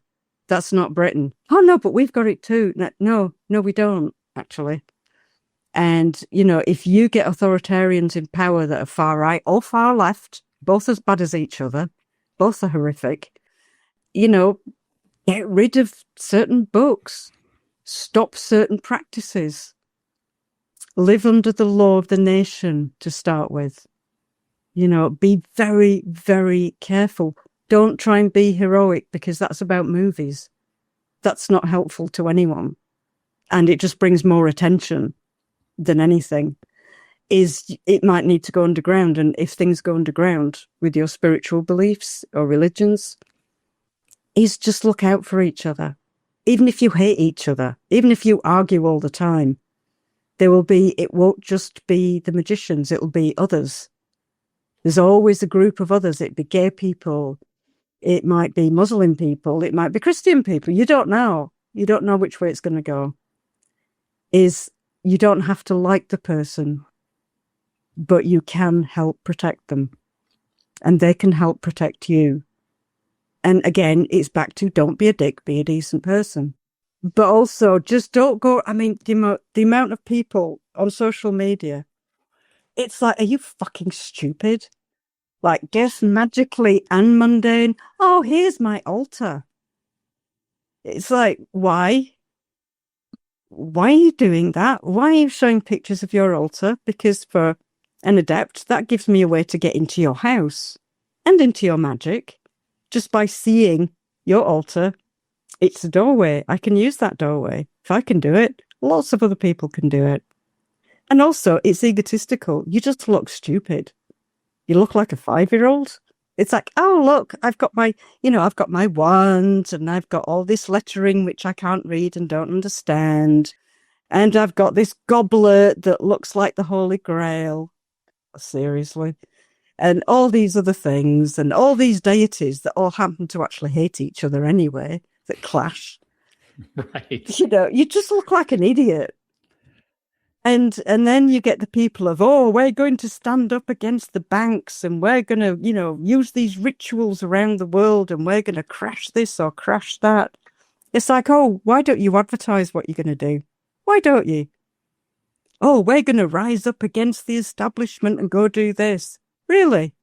Obviously, you live in a world where, you know, you've never had threat, ever. You know, I was sat with a friend of mine from China and we were looking at something and just going, what the fuck? Yeah. You know, and just said, well, like, yeah, I'm in China. You did that. You just write that. You show that. You're in jail. And goodbye. No one's going to see you again. It's like people are just fucking stupid. You're going to rebel. Don't say, oh, hi, I'm going to rebel against you. I have no power.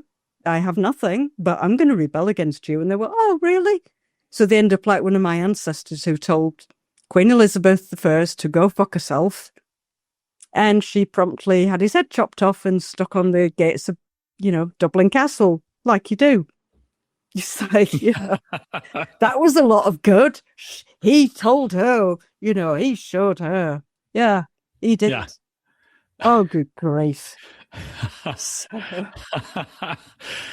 I always say that the and we were talking about this for the podcast, that the listeners who are much smarter than I am and they come up with way better questions than I do, when they know that you are returning on the show, there's so many amazing questions powerful, deep, wounding, and different questions. So here's one for you, and this one's about specifically nomadic magic.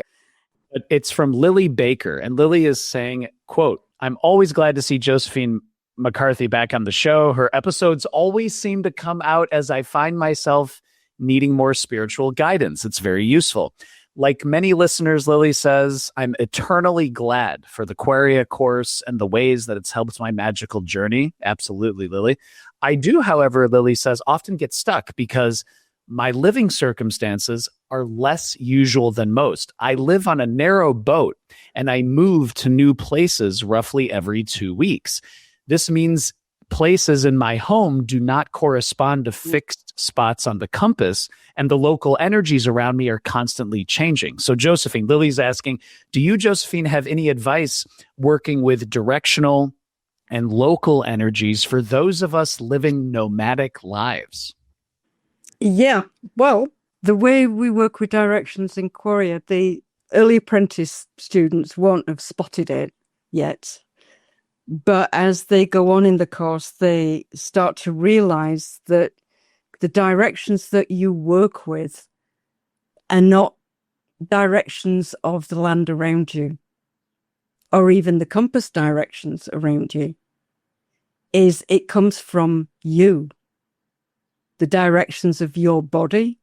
And this is very ancient. This is a method that goes back to the Old Kingdom in Egypt. So you're back to like 3000 BC, 2800 BC, and was used consistently for thousands of years. And it works. And it was one of the major revelations for me in magic, because for the longest time I'd worked with fixed directions and, temple structure and blah, blah, blah and everything. This was completely different. And I found that it actually works a lot better and a lot more naturally with everything that was around me. And that is that wherever you're facing is south. Because south is your future.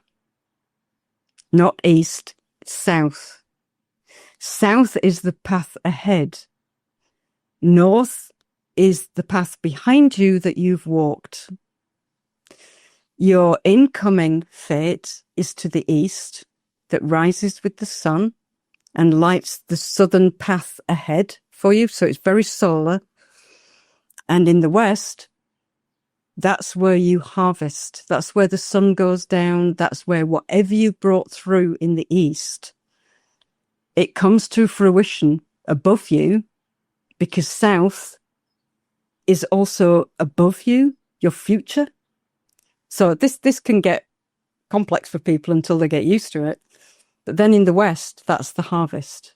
That's the right-hand side of God. That's where that comes from, is that you've gone through judgment, you've gone through everything, and you are found to be justified. So you are at the right hand of God and not behind in the north. You are forever in the west. And that's also, that part of the west is very Irish as well. That's where the netherworlds are, is to the west. That's where the spirit worlds, what people want to call heaven, fairy world, all of that. Tirnanog, the beautiful place, is to the west.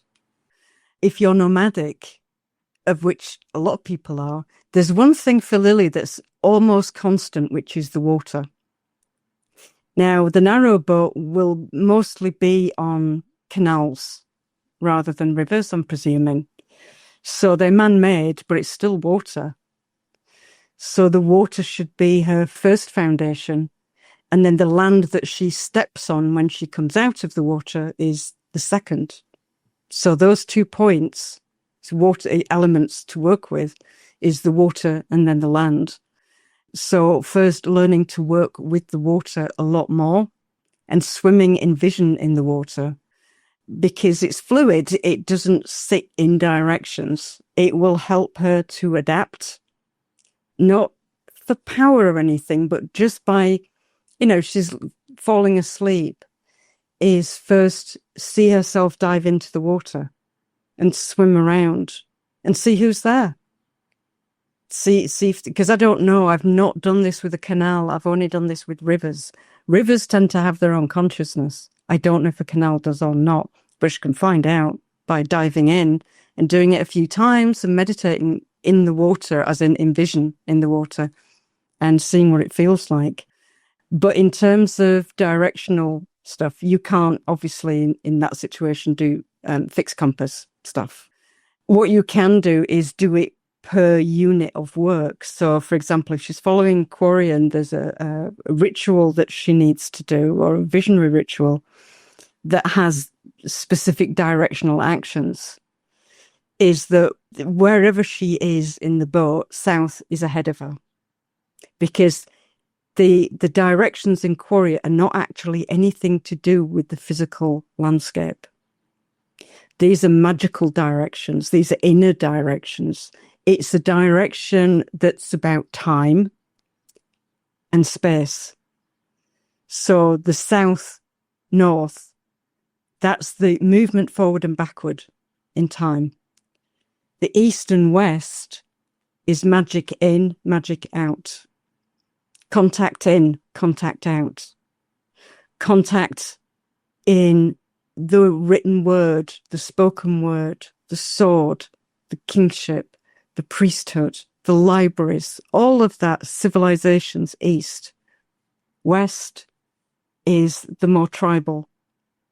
It's also the place of not death, but stepping towards death, stepping towards endings, things like that. So if she's having to work with north, south, east, west, south is ahead of her.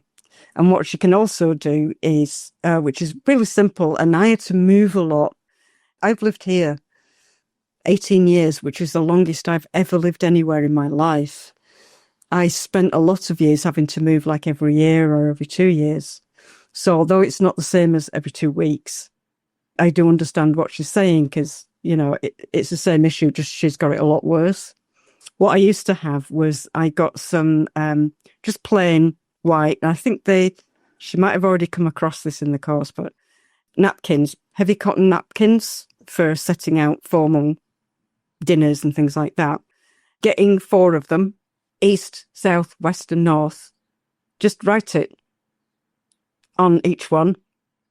And where, you know, when she's going to work, she puts the one that's south ahead of her, in front of her. The one that's north behind her. The one that's east goes to her left. The one that's west goes to her right. Problem solved with that. Okay? So remember, the directions are not about the land. It's about who you are as a magician. It's about your lifespan and your travel through time and your in and out. Okay? Power in, power out. Contacts in, contacts out. Contacts from life, contacts from death. From the edge of death or waters. Ancestors behind you. Future beings ahead of you. Beings that assist for the future ahead of you. You know, your dickhead great-grandfather who was a complete piece of shit behind you.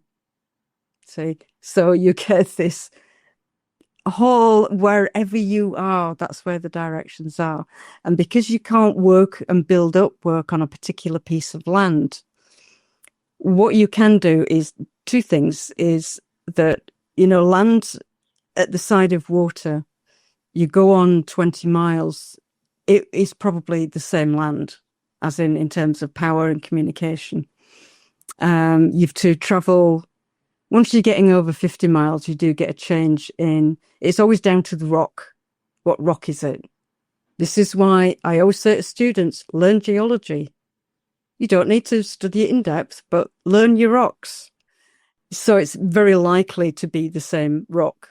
And then other rocks do talk to each other. Hills talk to each other, or the beings that live within the rocks talk to each other. So what you do is when you have to do land work and you can't repeat it there because you have to move, what you do is and you can do this using your directions where you are, south is ahead of you. And you just say to the land and everything around you, right, I can't come back to here, but I'm going to take the work with me and put it on the land in the next place. And so you see your working area as like a big sheet that you then fold up.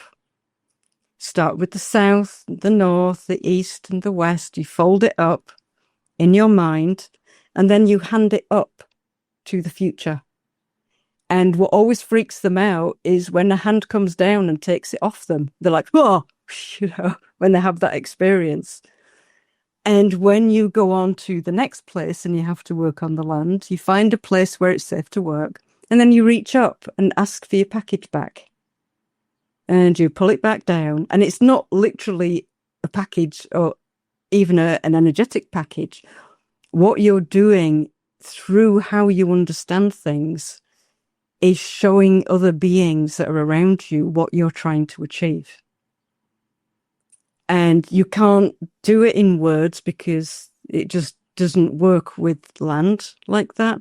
But showing, folding up the work that you've done and handing it up to the future, to the stars, then they get it. Oh, okay. And then when you get in the next land and you hold up and something comes down to you, they're like, oh, she's bringing something from the stars. This is cool. And then you unwind it. And then the land talks to the energy of the land that's in the imaginary sheet and that's in the energy of the working that you've actually just folded up. And it's also really good to do if you're moving house. And this is the one that always, because they're never sure if it's actually worked or not, or whether they think I'm just completely nuts. But when magicians are moving house, I said that, a magical temple, you can't take it with you. Then you fold it up and you utter upwards and say, I need an angelic being who can hold a pattern until I'm ready to unfold it. And then you hold it up and they take it. If someone hasn't worked with angelic beings or that type of thing, or whatever we call angelic beings, just holding it up with magical intent after you've done a magical working, because you don't do a magical working on your own. It's impossible. Everything comes and has a lock, and there's other beings around you. And then they start to realize what it is you're doing. Oh, right. Okay. Hand up. Right. That's for the future. And then you go on with what you're doing. And so when magicians try it, and then I'll get an email going, I really didn't think that was going to work. I unfolded everything out, and it was just like a pop-up thing. And it was all going. It was like all the lights were still on and everything. It was really freaky. How the fuck did you do that? And it's like, I didn't do anything. And you didn't do anything. All you did was say, hey, dude up there, can you just hold that for me for a minute? Because in time, literally, that's what it is. It's like a minute. It's only because we have a short lifespan. And then you move on to the next place and you take it back down and unfold it. And it's all there, ready. The energetic pattern that you created through that visionary ritual is there because you didn't take it apart and you didn't put into it a composting part of the ritual. So if you're going to fold up something, some of the rituals in Quarrier do have a composting element to them, because when you create power and you use power to do something, that power has to then degrade. It's like doing a nuclear reactor and not dealing with the spent uranium. You need to be able to deal with the spent power, because the ritual, if you're doing say, think about this. What I've just said is now in the past. Okay? What I'm about to say is in the future. But it's now in the past because I've said it. Right? There is no stillness. It's constantly moving. Time for us is constantly moving. And when you figure that out, you can start to work with magical patterns. And it goes off and does its job in the future. So say you're doing a ritual, God, I don't know, to enliven something for it to do something else. You do the enlivenment. The magic has gone off into the future. It's doing its thing. And then it comes back. People don't realize that. It comes back to source always. It's like a boomerang. And what you do in the ritual is you build in a component of composting. So it comes back out the south and you direct it into the west where it starts to decompose. And you specifically, you know, if you're working a ritual, you put in that decomposing element for that power. And when it's fully decomposed, it goes down into the underworld where it becomes north. It goes into the past. And it's decomposed back into its original elements.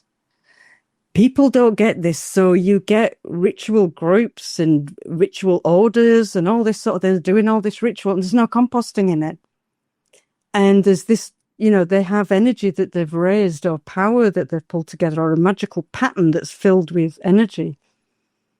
And they think that just shutting down a gate or putting out candles, you know, closes it down. It doesn't.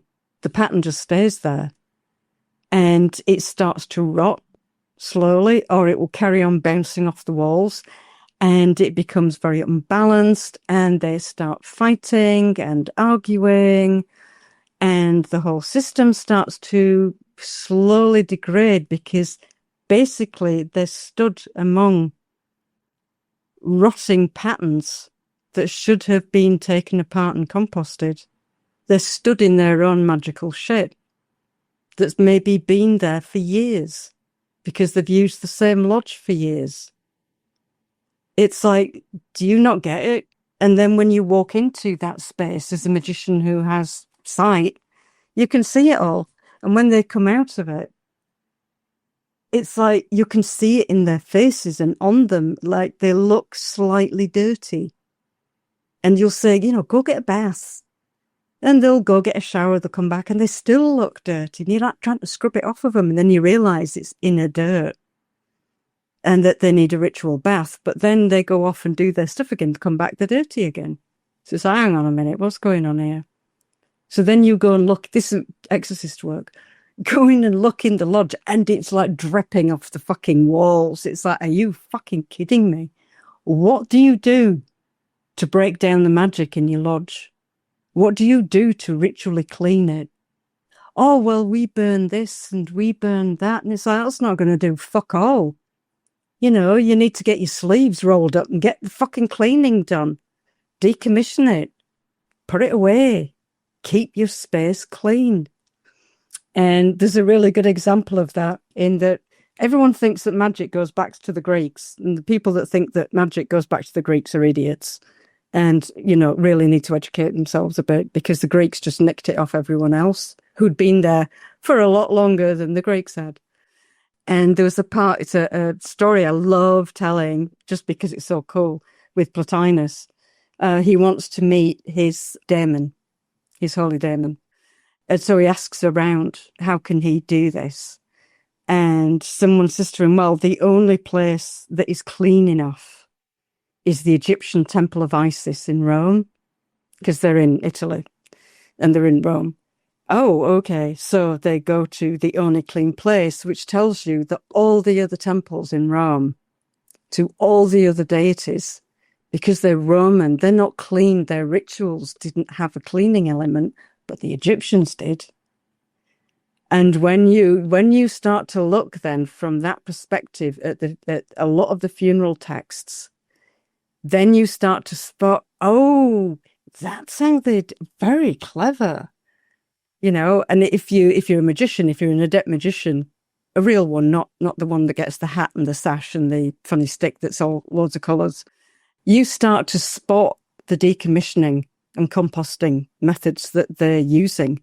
Very, very clever. So if you're a magician that does ritual work in one place all the time, clean it up. Make sure that your work has got a decommissioning element to it. If Lily's working with Quarrier stuff, you'll spot them. If you look carefully enough, you'll spot it in the rituals there. But in terms of living on the narrow boat, yeah, just get, or even get a sheet and cut them up into 4 pieces. And wherever you are, south is ahead of you. The cloth with south written on it becomes your south altar. The one with north becomes a north altar.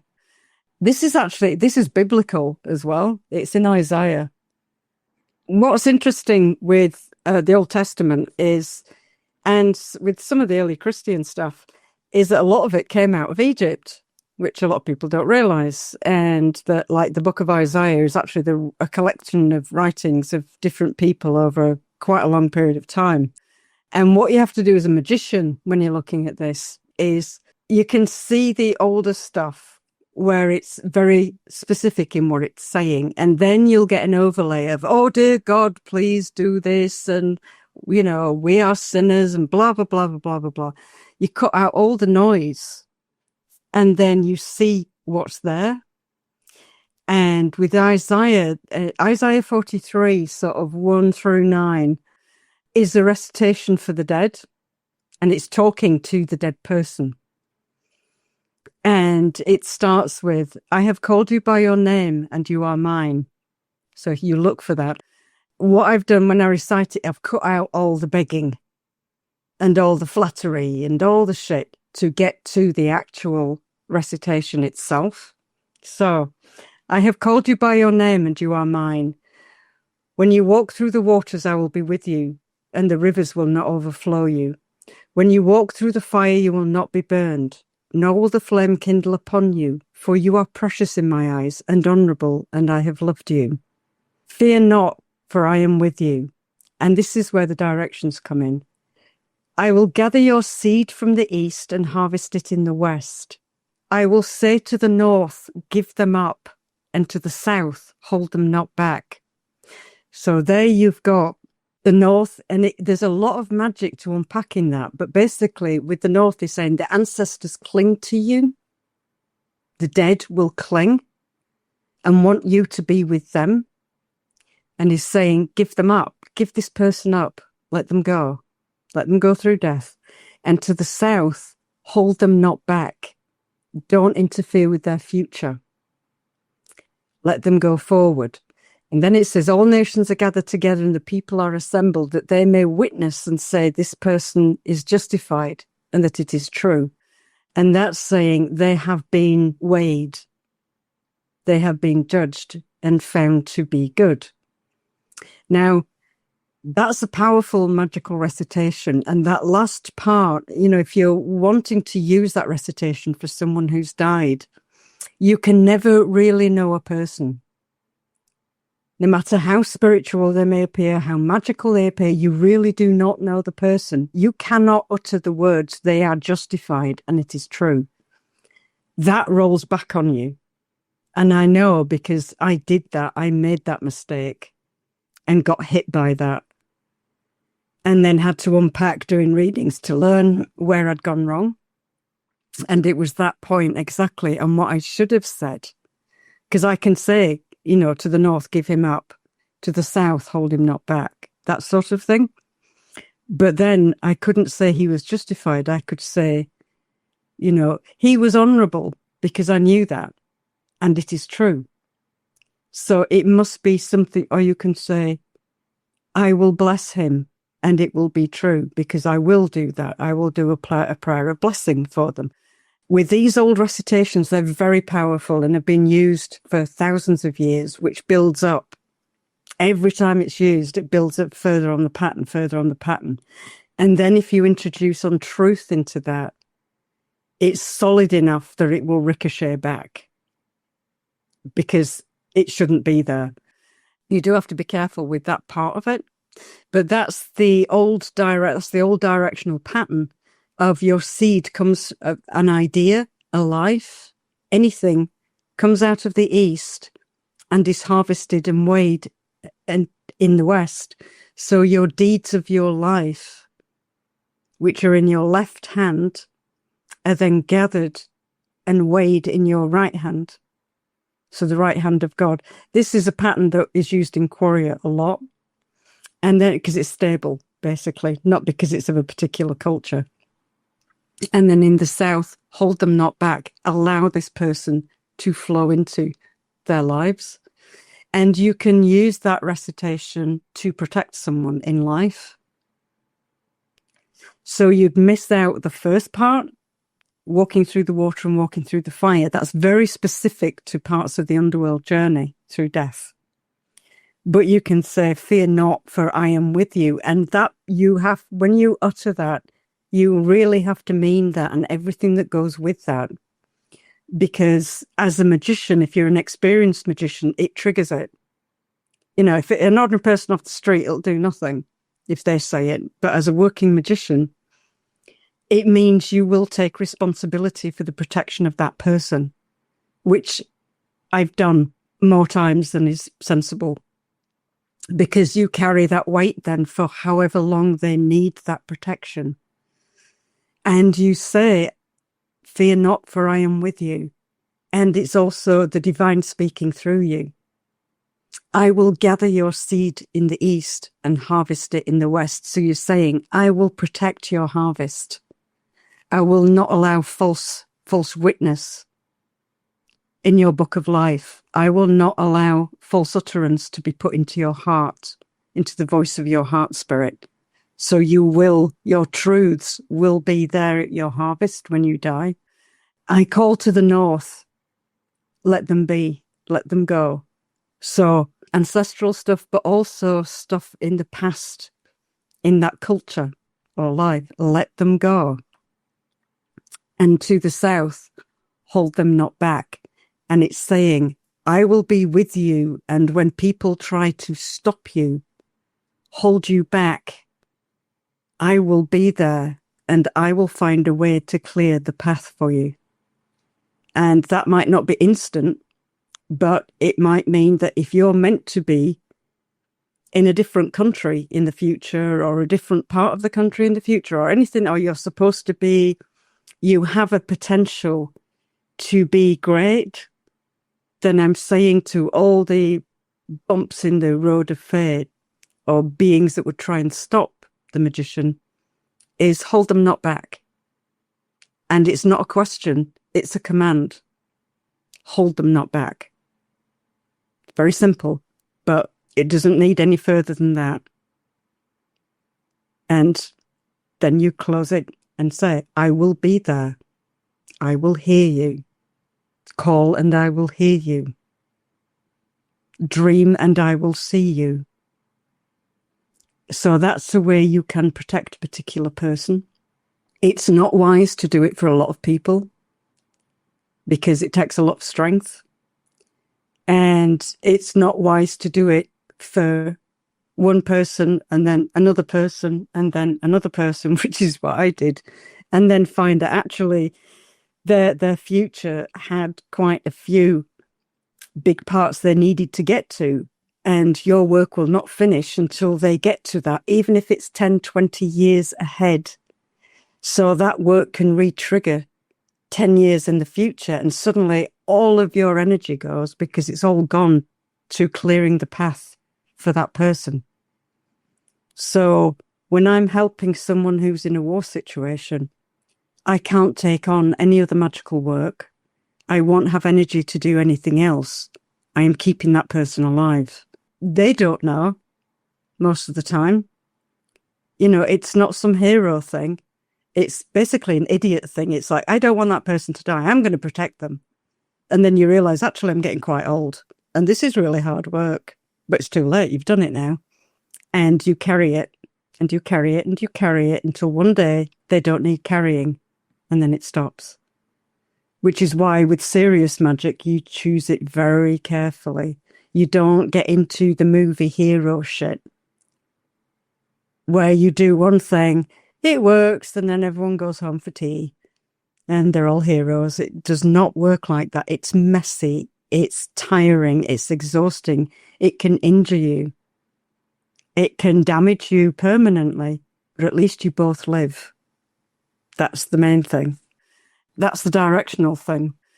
Going back to, actually for anyone going through all this shit, I do find it hard to utter magical words in public because usually utterance is done alone. But there is one that's based around one of the Psalms. Let me see if I can utter it without sort of cutting the internet connection or losing my voice and getting jerked off. Let's see. It's a psalm from the Old Testament. Again, I've cleaned it up from all the rubbish that's put in. And when you look at Old Testament books, it all depends on whether you're looking at the King James Bible, the Douarims, or if you're looking at the Tanakh. And usually the Tanakh is the one where you will find the least damage done to it. And I direct it towards a goddess that I work with that's on the land here. I give this one to the Corey students when they're in a mess or they're under threat. But there's a part of it where it's talking about the plain path and about disasters and enemies and vulnerability. The goddess is my light and my salvation. Of what should I fear? The goddess is the strength of my life. Of whom should I be afraid when the wicked, even my enemies and my foes, came upon to eat on my flesh? They stumbled and fell.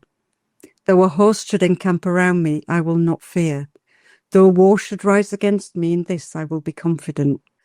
One thing I desire, that I seek after, is that I may dwell in the house of the goddess all the days of my life, to behold the beauty of the goddess and to inquire within her temple.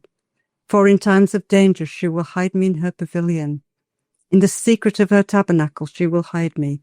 She will set me upon a rock. And now that my head be lifted above my enemies around me, I offer sacrifices of joy. I sing praise to the goddess. Hear, O Mother, when I cry with my voice. Have mercy upon me and answer me. And when thou sayest, seek ye my face, my heart says unto thee, thy face, goddess, I doth seek. Hide not thy face far from me. Turn not this servant away in anger. Thou hast been my strength. Leave me not nor forsake me, O Mother. Lead me in a plain path because of my enemies. Deliver me not unto the will of my enemies, for false witness has risen against me, and as such it breathes out cruelty. I had fainted unless I'd believed to see the goodness of the goddess in the land of the living. Wait on the goddess, be of good courage, and she will strengthen your heart. Wait, I say, on the goddess. Amen. Amen. Amen. What that's saying, being the plain path, is about the cracks. Lead me in a plain path because of my enemies, as in, don't let my cracks expose me and be filled with destruction. And by the way to do that is to walk the plain path, which means necessity. You live by necessity, whatever that necessity is. You don't live by greed, by lies, by aggression, by all of those things. And it's not all fluffy. It's actually really hard to do because we're naturally an obnoxious species. And you just try the best that you can. And you're constantly evolving. But yeah, we're basically twats. So you have to try and overcome your natural twatness. And the plain path is not dotting around from one spiritual path to the other. It's not, getting what you want by throwing money at it. It's not being nasty to people. All of those sorts of things. And lead me in a plain path because of my enemies. If you're not on the plain path, you become cracked, you become exposed, you're not protected. One of the things, and the plain path is shown in Egyptian, Babylonian, Judaic, Christian, Islamic, Greek philosophy. They picked it up from the Egyptians and talk about the plain path of simple living. Deliver me not unto the will of mine enemies, which, if you're walking a plain path, and I've said this on every podcast, if you're trying to evolve as a human being, and you're not doing that by navel gazing, but by trying to be a useful human being in as many ways as you can, beings notice it. It's like if you go out and pick up litter regularly out in nature, the land beings, they notice. Oh, that's an interesting person. You feed the birds when there's not enough food for them. Oh, that's an interesting person. Everything starts to pick up. First it's nature, then the spirits, and then they're like, oh, well, we can help.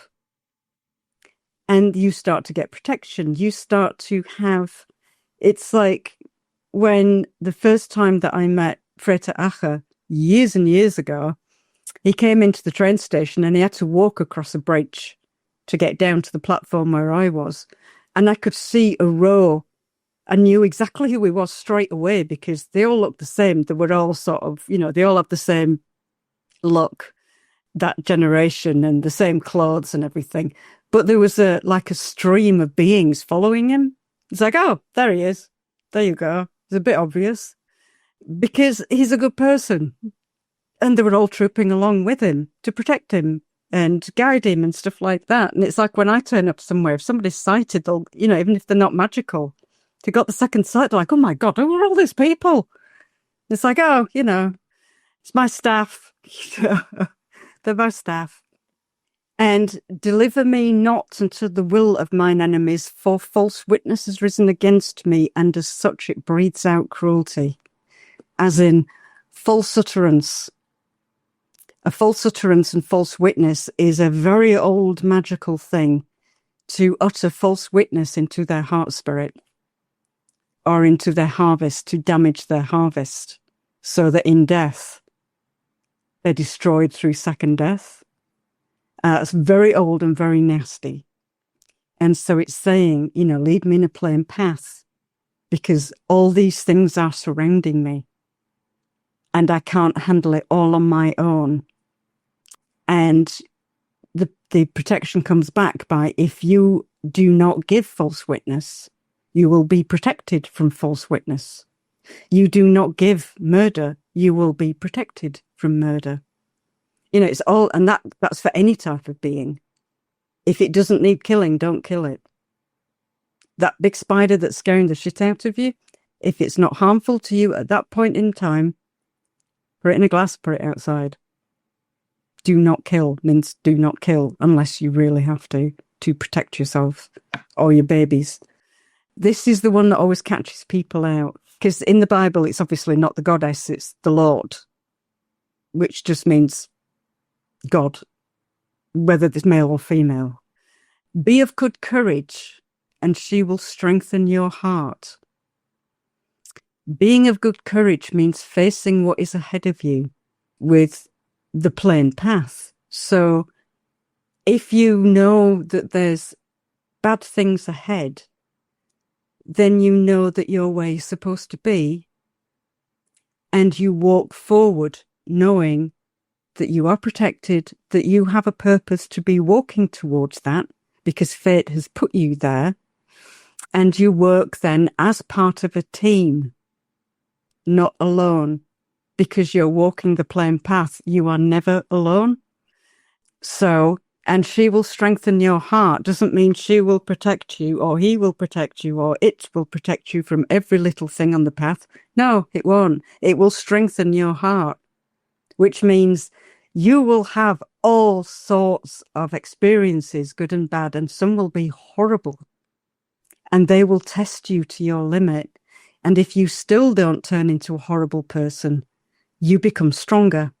Every bad experience that you have, every painful experience you have, that you survive and continue to be who you are and be decent as a human being, it strengthens you.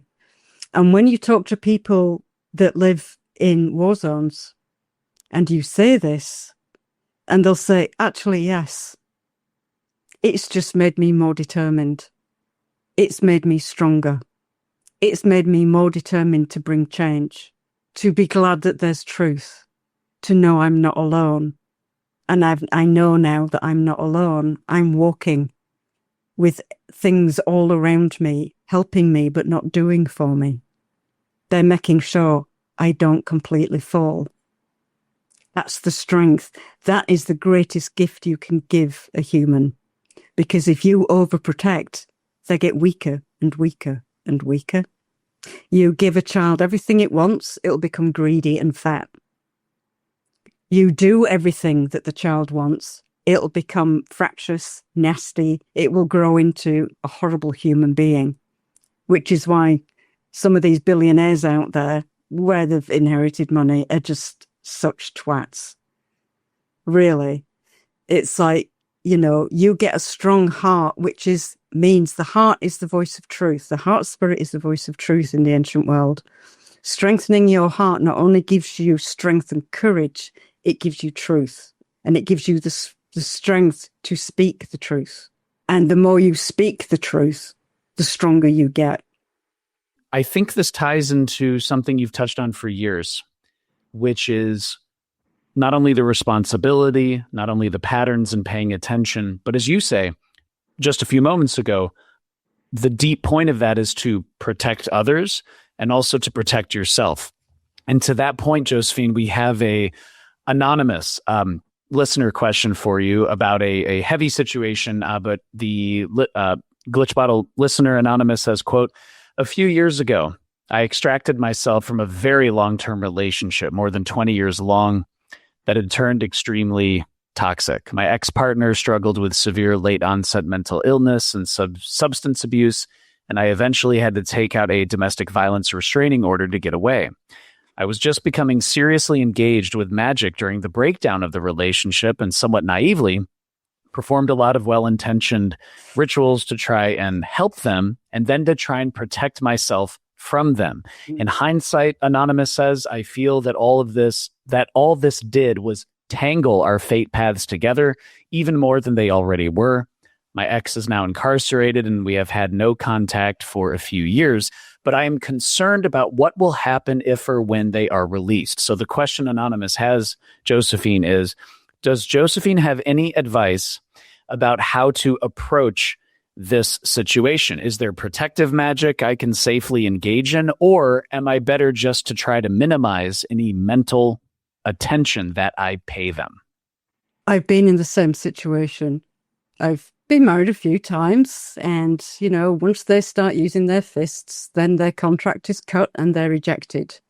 One did go nuts, and very violently so, and was committed. And it was very sad. It's a very sad situation, but it's also a very dangerous one, because he wanted to basically do surgery on me, like you do. So, and he'd looked it up on the internet. So it can be terrifying when when someone gets out that's that off the wall, because they really think that they're doing the right thing. Even if it's like raging at you, they think they're doing the right thing.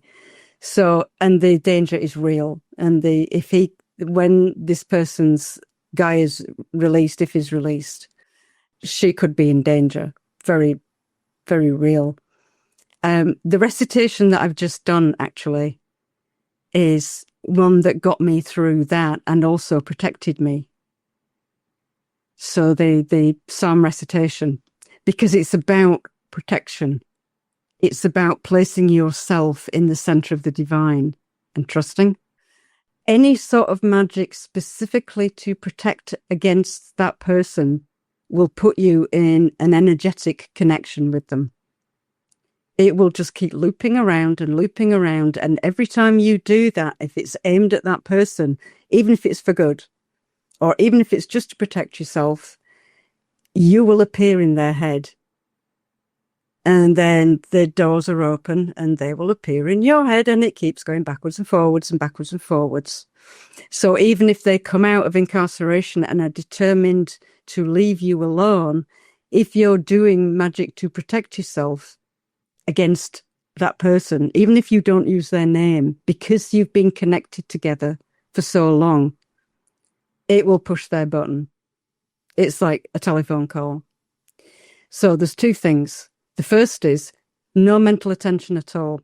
Absolutely none. You don't think of them. You don't lay there thinking about, when I was with them at this point, no, they don't exist. They cease to exist. And you do, like the recitation, you can actually use that recitation. It is very, very protective. And I give it to people to use in such situations, but also in war situations, that the recitation is done every morning before after they've washed, but before they eat. So if they've showered and brushed their teeth and stuff like that, they're barefoot, always, in the same direction, to an east window or a south window, or wherever they feel it's right, but that it's uttered. If they're Christian, utter it to the Lord. If they're pagan, if they're goddess workers, then to the goddess, but no names. No names. It's divinity, no names. Because some goddesses that pagans are into are not actually goddesses anyway. So, and it all gets very messy. So, to the goddess, to the mother. And you know what a mother's like if you threaten her kids. You know, if you've ever seen like Northern Ireland, you told my daughter to fuck, right, you're fucking dead. I'm coming after you. You know, you don't threaten someone's baby. You put yourself under the wing of the goddess. If you're Christian, Muslim, under the wing of God. And you repeat it every morning without fail. You recite it, you recite it, you recite it. There may be, once you've gotten used to that, you may find there are some days where something says don't. So you can test it. You don't use it. If it feels okay, then okay. It was to suddenly hide you, keep you silent, and then you go back to it. You have to learn to work. First, you use it repeatedly, once every day, every morning. Not at night. Once every morning as you start the day, after you clean. Once you've gotten really used to it, you may find, it's not all the time, but sometimes something will just say, please be quiet. So you be quiet. And that's where something's going over. Something is near. And you need to energetically just disappear. And then you go back to it. And just on a thing for people that are in threatening situations, not necessarily from humans, but, you know, war energy, very violent. If there's very violent stuff out there, or very dangerous energy, destructive tide, and there's beings and consciousness with it, a magician might find that suddenly they're looping a song in their head all the time. And it's the same song, and it just keeps, and you can't get rid of it, and it's driving you nuts. And you aren't nuts, it's just there. And it's one of the forms of divination that have gotten through with me is the whole planets. I'll get Mars on a loop in my head just before a bombing. So like with the last tit for tat that's been going on between Iran, Israel and the US, I had Mars on a loop for 2 days and then it suddenly stopped. The bombing was that night. And Mercury, when there's something coming at me communication-wise that's important, I have to pay attention, I'll start hearing Mercury. So, you know, it's like, thanks, Holst. Good guy, you know. But yeah, if you suddenly get a feeling of threat, nursery rhyme. A nursery rhyme or a silly song that's meaningless. You put on a loop in your head, and with someone that you've lived for a long time, especially if they're mentally ill, and they get out and they're thinking about you and maybe trying to find out where you are or something like that, because you've been connected, you can never really completely break that connection. Even after death, it takes until they've been cremated to get rid of the fuckers. So you've got to be aware that there always is that link, which is why you have to be absolutely strong in not letting your mind wander and not getting into conversations about them. Things like that, they just don't exist. And if you feel that coming close, you switch into nursery rhyme, because beings and also psychic people can't then get in. They just hit a wall of noise. And, you know, for me, I'm in my 60s now. And as I told you earlier when we were talking before recording, I am very short. Incredibly short, and people don't realize. So I'm like an elf, and I've got very long white hair, and I can transform myself. Don't forget, I worked in theatre in ballet for years. I can transform myself into a very tiny little old lady with the hair, and you know, and I'm just like, oh, it's so nice here. It's so nice. You are so wonderful. Oh, you're looking for a magician. Oh, are they Showtime people? I didn't know about that. Oh, no, I just work here as the cleaner. It's very nice. You know? Yes. And Yes. sorry, Yes. I know this is audio for the listeners, Right. but we've actually using video, and poor Alex is looking at me like, "What the fuck did you just turn into?" Oh, it's very nice. You learn to transform yourself. Danger's coming close. Something's hunting you. You become the cleaner. You become the person that's cleaning. You're just there on the corner because you're cleaning the drains, and you're a little old lady. And you're really stupid. Like, what?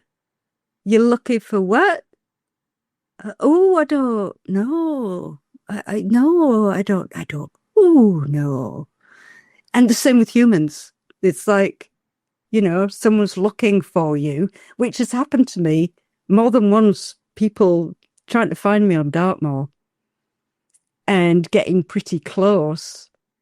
And so I pretend I'm not me and become the little village old lady. And who? Like, no, not round here. No. Sorry. So that's fascinating. So people will try and like come to Dartmoor, try and find, and you just kind of transform yourself into you present that. Wow. Yeah, little old lady. I have a walking stick. Yeah. Oh, that's. I don't need to use it very often, but because I dislocate a lot. I've got Ehlers-Danlos syndrome, so as I'm getting older, my joints dislocate a lot, and my legs don't always work. So I can hobble along with a walking stick. I can put my hair in a little old lady bun, put my glasses on, and then get the hump. And oh, that's very nice. Oh, no, I'm so sorry. Yes. Oh, lovely young man you are. Yep, and that is a magical technique. It's not just a mundane technique. You put on that energetically. Yeah. So it's learning how to do that, which is practicing. And I practiced that for years, from my 30s, of taking on different energetic signatures and then going with it and realizing that it was actually working.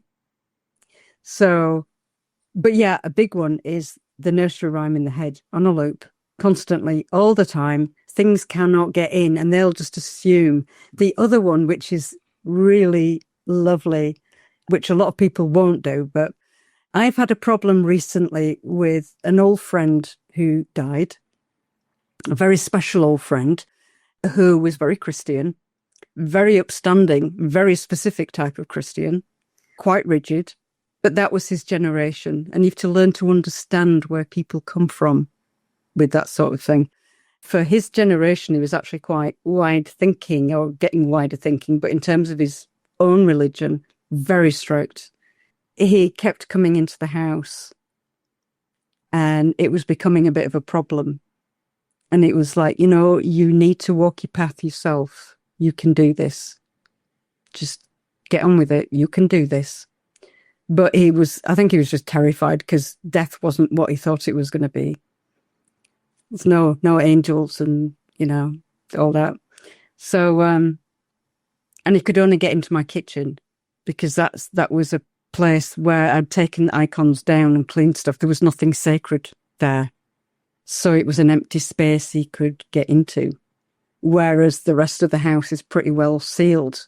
And I move round the open space. It used to be the hallway. And I keep one space in the house where a dead person can access if they need to. And same for land beings and stuff like that. But he wouldn't go. And it wouldn't go. And it's like, you're trying to cook a dinner with someone exuding death in the corner gets really distracting. And so, and I couldn't really, there's nothing I could do to help him at this stage. He could only help himself. So the way I ended up getting rid of him, because nobody could sleep, the cats couldn't sleep, I couldn't sleep, my husband couldn't sleep. I put the Quran on. I have an old recording of a recitation of the Quran, the whole thing. And I very rarely use it because I'm not Muslim and I do respect it. but I do use it as a sacred recitation when it's absolutely necessary. So I put the Quran on to bring the sacredness of God into the space. And, this space, although I'm a magician, every part of the house would gel very well with the church, with Sufis, with Kabbalists. There's nothing that would jar. So I put the Quran on, gone. No problem in the kitchen. Absolutely not. Very rigid Christian. No. You can't have those in. No. And it was one of the only cultures he just could not align himself to. And he did very well, actually, for his generation. He was very open-minded, but that one frightened him. So I just put the Quran on for like 3 nights in a row, and it was great. You come back after that. So you have to also think about, what's trying to get into your head or who's trying to get into your house, and what is the thing that's either going to frighten them or disgust them or confuse them. And you just put it on a loop. Recitation, sound is really important. Sound in your head, sound that people utter, recordings of utterances, things like that. And then the down-to-earthness of human spirits is also good. And you can use the same technique if a magician is trying to get in your head, which is a bit of a stupid thing to do to start with, because the other magician where you're trying is going to figure out soon enough and just smack you around the back of the head. But yeah, the same thing. You figure out who it is, what frightens them, and then you just let it go. That's it. And keep it on the loop. And you always talk about and have a big theme today is sealing the cracks, right? And so if something's trying to get in, that recitation, the song, the repetition, right? Seals the cracks. Yep, absolutely. And it opens their cracks wider, because what's sending them away is their own prejudice. The demons that you meet through the death, through the stages of death, are your own demons. It's your own cracks. A big theme, Josephine, that you've touched on this entire conversation and you have for years is exactly about magic and esotericism and practice is so much more subtle than we think it is. It's so much, it's not Hollywood. It's not inferno flames. It is repetition, putting things out there, defensive. And it's also, again, and I think of those 2 words that you say, and literally I hear from listeners all the time. Well, as Josephine says, pay attention, right? So, okay. So given that, we have a listener question for you from Ana Victoria Esquivel, who's been on the podcast, a fantastic esotericist. And Ana says this: first of all, you have no idea how much my heart lit up when I saw that you, Josephine, were coming back on Glitch Bottle. My heart too, Ana. Don't forget about me. Ana says, I love your work, Josephine, beyond what I can express. I'm sorry if this question is centered around my own experience, as we don't know each other, but I do not want to miss out on my only chance to ask you about this. So Ana is saying, for years and years, I've been having recurring dreams of myself performing exorcisms.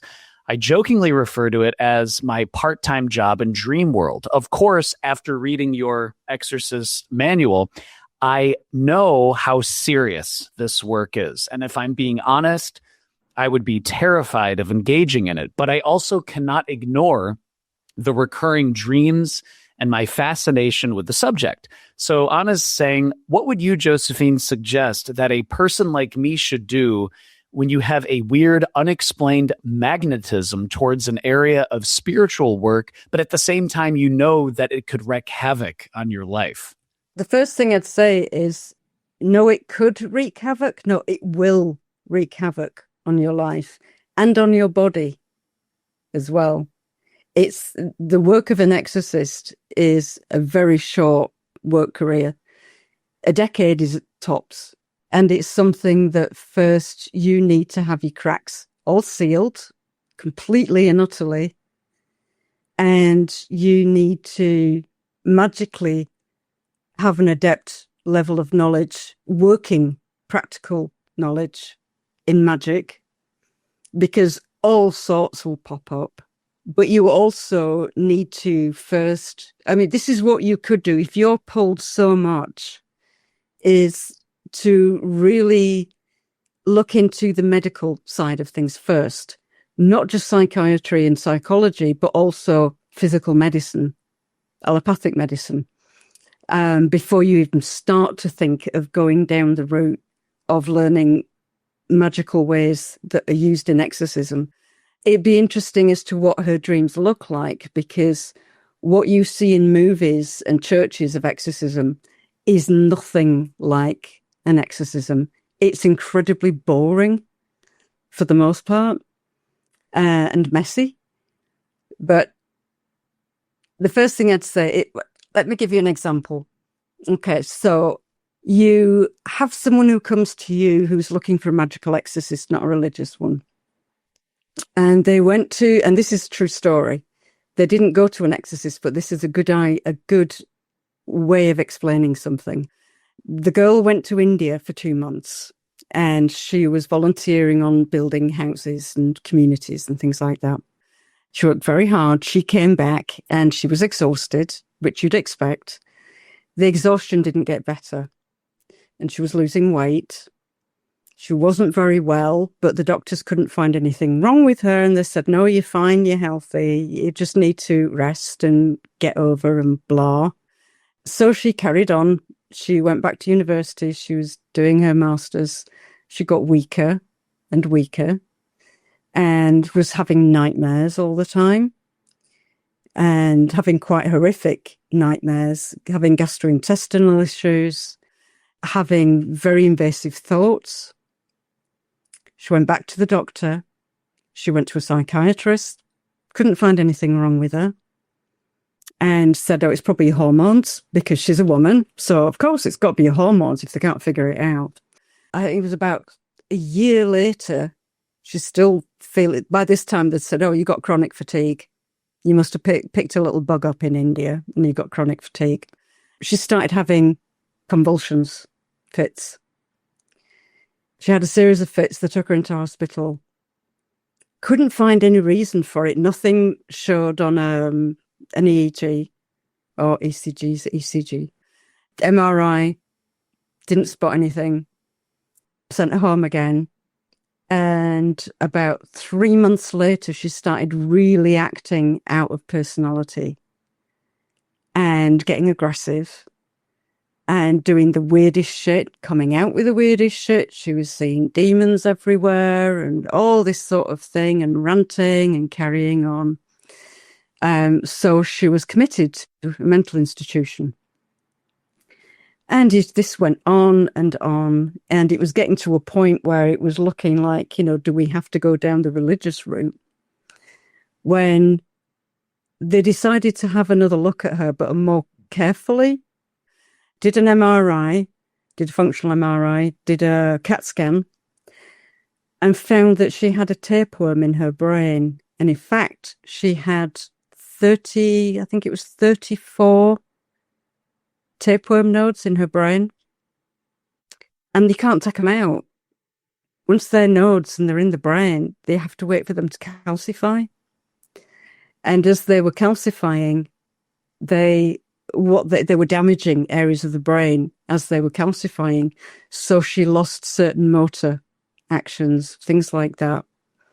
Now, as an exorcist, these are things you need to know about, because an exorcist or in a religious community, the first thing they're going to think of is, oh, they've been possessed by demons, which is, 99.5% of the time, it isn't. To get someone who's actually got a being in them is incredibly rare. Most of the work of an exorcist is about helping the family to realize that this person is physically or mentally ill, or realizing that, this person is seeking attention and that there's nothing wrong beyond that. or the parents are just not accepting that their child may be gay or trans or just annoying or whatever. And most of the exorcist work is actually in buildings, clearing buildings out, because they do tend to get a lot of beings, usually parasitical beings. And when there is a being involved with the human, it's usually a parasite, as in an inner energetic parasite. But you can actually have inner energetic parasites alongside a physical parasite, like a tapeworm, or like a very bad worm infestation, or an infection, herpes simplex. A good sort of 80 to 90% of Western populations carry the virus. They've usually had it from birth and don't realize. It very rarely manifests, or if it does, it's just a cold sore. But if somebody goes through a very, very stressful time, usually it just comes out on the skin, but sometimes it can go inwards and it can invade the meninges around the brain. They can get meningitis from it. They can get encephalitis from it, which will, especially with encephalitis, they'll start looking like they're possessed. There was a case recently, actually, just up the road from here, where a student at university who was from a Christian family started ranting and carrying on and being aggressive and this, that, and the other, and was actually into magic at the same time. And they thought she was possessed and blah. And this went on for 2.5 years until somebody realized that actually she has physical symptoms with this. I mean, it took them that long to realize that in the morning, every morning, she had a raised temperature. It wasn't a fever, but it was a raised temperature, but no other symptoms. If somebody who's healthy has a raised temperature, first thing in the morning, there's an infection there. So they started digging and digging, and then put her on acyclovir just as a last attempt to see if they'd respond. She was fine. By the 10 days, she was totally normal. She'd had herpes simplex encephalitis for 2.5 years. The fact it didn't kill her is amazing and a testament to her strength. But again, she's religious family. Oh, she's been into magic since she joined an OTO group at the university and stuff like that. Oh, she's possessed by demons. So you really, really have to know the basics of medicine, the basics of physiology. You've got to understand what you're looking at and what physical things look like, basic infections, what they look like, basic parasitical infections, what they look like, mental health issues, personality disorders, all of these things, bipolar psychosis, which type of bipolar, all of that. You learn all of that before you go near anyone. So if you really want to be an exorcist and you are a magician, if you're an experienced magician already, start your work on buildings.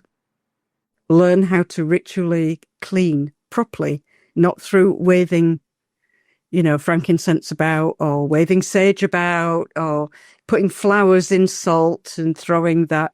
You need to learn how to exercise and consecrate substances that you can then use. You need to learn what types of beings they are. What are their triggers? What do they look like when they're talking through a person? All of these things. Now, if you are meant to be an exorcist, as you take those small steps, then you'll find people will be put in your path who can teach you.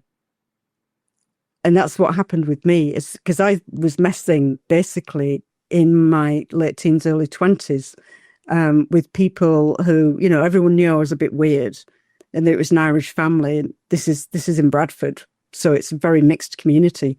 There's a lot of people from Uganda that came over in the early 70s that were originally Punjabis, India and what's now Pakistan. Idi Amin kicked them all out. And Bradford was one of the cities that said, come on, you can come and live here. And they took work in the wool mills, things like that. And you get these family arguments, usually over marriages. When someone got engaged, but he's quite wealthy. We want our daughter to marry him, not their daughter. So they'll attack the girl. And there was all these manifestations of these curses and hanging stuff outside front doors and all of this sort of thing. And I was, a complete bombhead when I was 19. And I saw, one of my friends said, look, we can't, every time we go into the house, nobody dare touch it. The priest won't touch it. Nobody will touch it. So I went, oh, for fuck's sake, grabbed it, got down, lit a cigarette, basically burned it. Job done. It was like, that's my Irish ancestors going, oh, for fuck's sake, will somebody take her under control? And that was when I bumped into one of my first teachers. And that's how it goes. And coming from a family where they're either physicists or they're doctors or biologists, my mother was an infectious disease specialist, so I learned a lot about infectious diseases. I learned a lot about through the church, through being Catholic, all of these different things, and it's put in your path. So when you see something put in your path for you to learn, no matter how off the wall it might seem, learn it. Architecture, learn it, because, if you're working on buildings, knowing old architecture and how it works, and what the shapes do, and where there's, like in Britain, you'll find houses that are built on top of old wells, which cause all sorts of problems. And that's not demons and underworld, that's just fairy beings. If there's a spring or a well under a house, they can get into the house and they'll wreak havoc. They think it's hilarious. Look at him, you see there's glass on the wall, I'm going to move it. Oh, look, he's screaming. He's run out. That's so cool. Let's do it again. And maintaining the sense of humor. And also maintaining that, if anything frightens you, you shouldn't be doing it. And it's not about being tough or anything. It's about knowing what that actually is, what it can do and what it can't do. And like someone said to me the other day, my little sister, she won't get off of her iPad. She's on it 12 hours a day. And so I said, well, take it off her.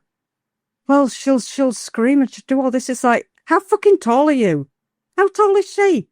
She's 5, for fuck's sake. Get her by the throat up against the wall if she don't shut up. Flush her head down the toilet. Take it off of her, throw it out the window and say, open your mouth again, I'll fill it for you. Oh, Irish parenting, Yorkshire parenting. You have to know what your strengths are. You have to know what your weaknesses are, and you absolutely have to know where your cracks are. Which is why magicians do not become exorcists until they've been doing and teaching, working in magic for at least a couple of decades. Because if you're in your 20s or early 30s and, you put yourself out there as an exorcist and you are unfortunate enough to come across something that is big and real, which you can because there are stuff out there, you can end up killing yourself, which has happened more than once. So, it is serious. It will not only wreak havoc on your life, it can actually threaten your life. So you have to learn, seal your cracks. Keep your body healthy while you're doing that work. Realize that there's a very limited time span that you can do that work because energetically it will burn you out. And start by working on buildings, not people. Cut your teeth on the buildings. If you can deal with all sorts that come into buildings and you can clear it successfully and it stays clear, then you can then move on towards animals and humans. But you don't go straight to humans. Ever. That would be an incredibly stupid thing to do. We only have 2 more listener questions for you. Let me ask this one. So this one is from Buxom Blonde 2008. And the question is, or the statement as well, is, I'm excited to know all about elemental magic. Josephine, any thoughts on elemental magic? I'm excited to know all about elemental magic. Aren't we all? Very good. Was there a question in there? Miss Buxom Blonde? No? Okay. And I think I'm sorry, I'm being cruel, but really, if you're excited to know all about elemental magic, there's this amazing magical thing called Google. You should try it sometime. and one of the things that you've touched on too is the comprehensiveness of the Quaria course, which we always talk about. But like, if someone is, looking for information on the base of the pyramid, as I call it, the meditation, clearing your mind, the directions, the North Gate, working on basics even before you get to spirit work. It sounds like also Quaria would be a great place for them to start too. It depends. I mean, some people just want to do a certain type of magic and that's it. In which case, you literally use Google, see what comes up, see what looks like bullshit, see what doesn't look like bullshit, and have a run with it. Quaria really is for people who are seriously wanting to spend the rest of their lives working in magic and learning and really cutting their teeth on experiential work and realizing that the work itself could filter them out, and just accept that and get their head down. It is really hard fucking work. People, they don't realize until they start doing it, and then they back off and go, whoa, whoa, whoa. No, I've got other things in my life I want to do. 100%. I have told listeners for years, Quaria, Module 1, like it kicked my ass when I first did, because it challenges you, just stilling your mind, just getting into that place. I mean, really, and it's you have to be incredibly serious to approach it. And again, that's a testament to how you've orchestrated the architecture of the course, how it walks you through. It's incredibly powerful and very serious. Josephine, as well, we have a last listener question for you. That's a pretty interesting one about doing research and discernment and advice. This is from Virginia, and Virginia is asking and saying, "Hi, Josephine. Thank you so much for your work as an author and a teacher. The Quaria course changed my life," Virginia says, "and led me to the Glitch Bottle podcast, which is awesome." But Virginia says, "Josephine, I recently discovered Masonic wallpaper in 2 rooms of a family member's house dating anywhere between the 1890s and the 1920s. And I was curious if you, Josephine, had any tips on further investigating the Masonic history in the house. I'm very new to learning about Freemasonry, and my aunt, who lives in the house, knows little about it, despite her father being a Freemason. Thank you so much in advance." So this was interesting. I've never had a question about discovering Freemasonic wallpaper in a house from 100+ years ago. Yeah, but it did happen. It wasn't wallpaper. Masonic wallpaper didn't exist at that time. What you did get at that time was lithographs. And, because there was the big lodges and everything, but there was also household lodges. It was quite fashionable towards the end of the 19th century into the 20th century.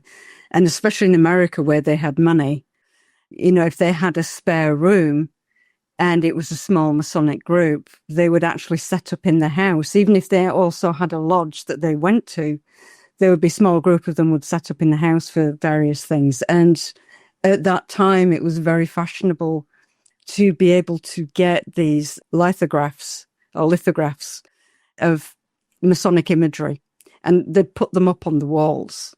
What she can do, there are certain things to look for depending on how much you can poke around the house, is the 2 rooms that have those images, is to look at the orientation with the compass on your phone and to turn around and look what's in the east.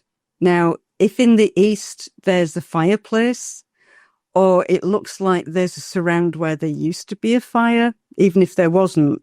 So you've got like a fire surround sort of thing that's all molded and everything like that. Or to look upon the roof line above. You used to get a lot of plaster molding at that time that would go around a room, is to look at if in the east it's any different, because they orientated east to west.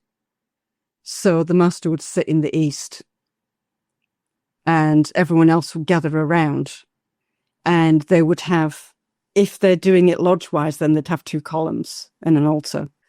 But in general, in the house, it was usually for discussion and planning and things, but it would be set up in a particular way with the master chair in the east. And often they'd make it look more temple-y by, even if it was a flat wall and no fireplace, they'd put, I can't remember what they called them in the States, but they're wood molded or shaped, a fire surround like columns, and with a big shelf over the top, columns down the side. You also look up if the architrave on the top is wood to see if there's any little carvings in it, like an eye or any mason marks, things like that. Also other doorways that go into and out of that room.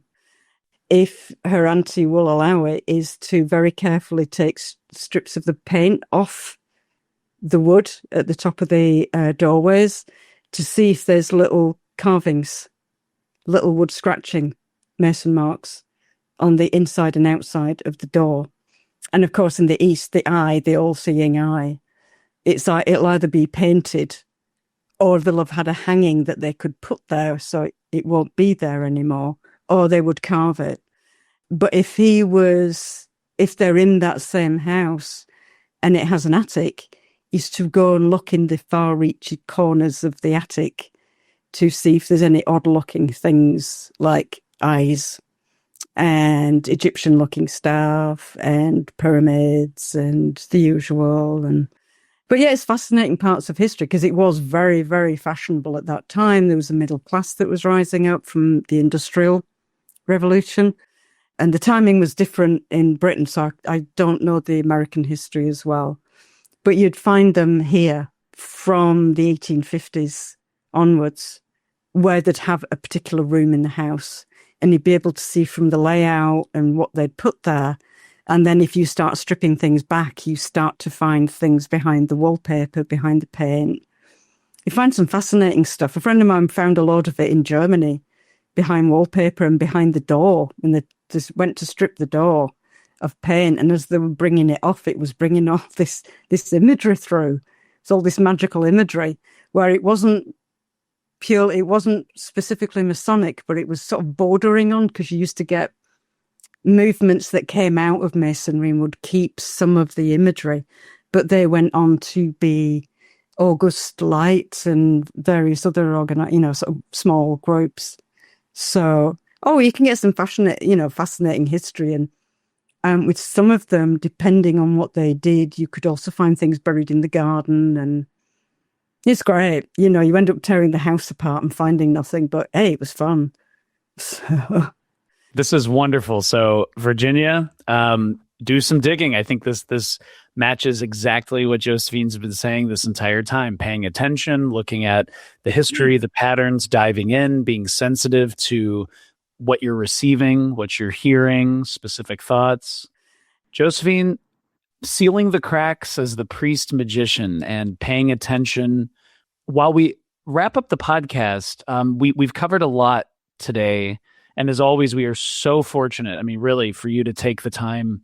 Can you give us, you are always working on something. Obviously, listeners, check below to check out, Josephine's website and Quaria and many other areas. But I'd just like to ask you a two-parter. One, can you give us any hints on future areas of research, projects, art? Obviously, you are very accomplished artist as well.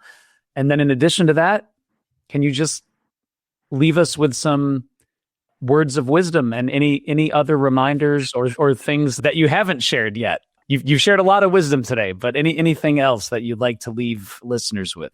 In terms of future projects, I've learned to not say anything until I've finished. Yeah, and there's a lot of stuff that I do that's not public, that never goes out to the public, and especially for the more advanced students, so that just stays under the radar. Leaving you with any wisdom, well, oh dear, if you're relying on me to leave you with wisdom, God help you. Iced lattes made at home are really, really nice with Belgian chocolate squished into them, especially in hot weather. It's awesome. That's about as much wisdom as you're going to get out of me. There has been a plethora of wisdom that you always share with us, Josephine, and this conversation has been no different. Author, painter, teacher, esotericist, a tarot expert, artist. Mad Cat Lady. Don't forget the Mad Cat Lady. The herder of mad cats and the wanderer and preserver of the moor. So many amazing things. Josephine McCarthy, thank you so much for taking the time and giving us that needed dose of wisdom today. Really appreciate it. Well, and thank you for dragging me out of the shadows. I appreciate it. It was good fun.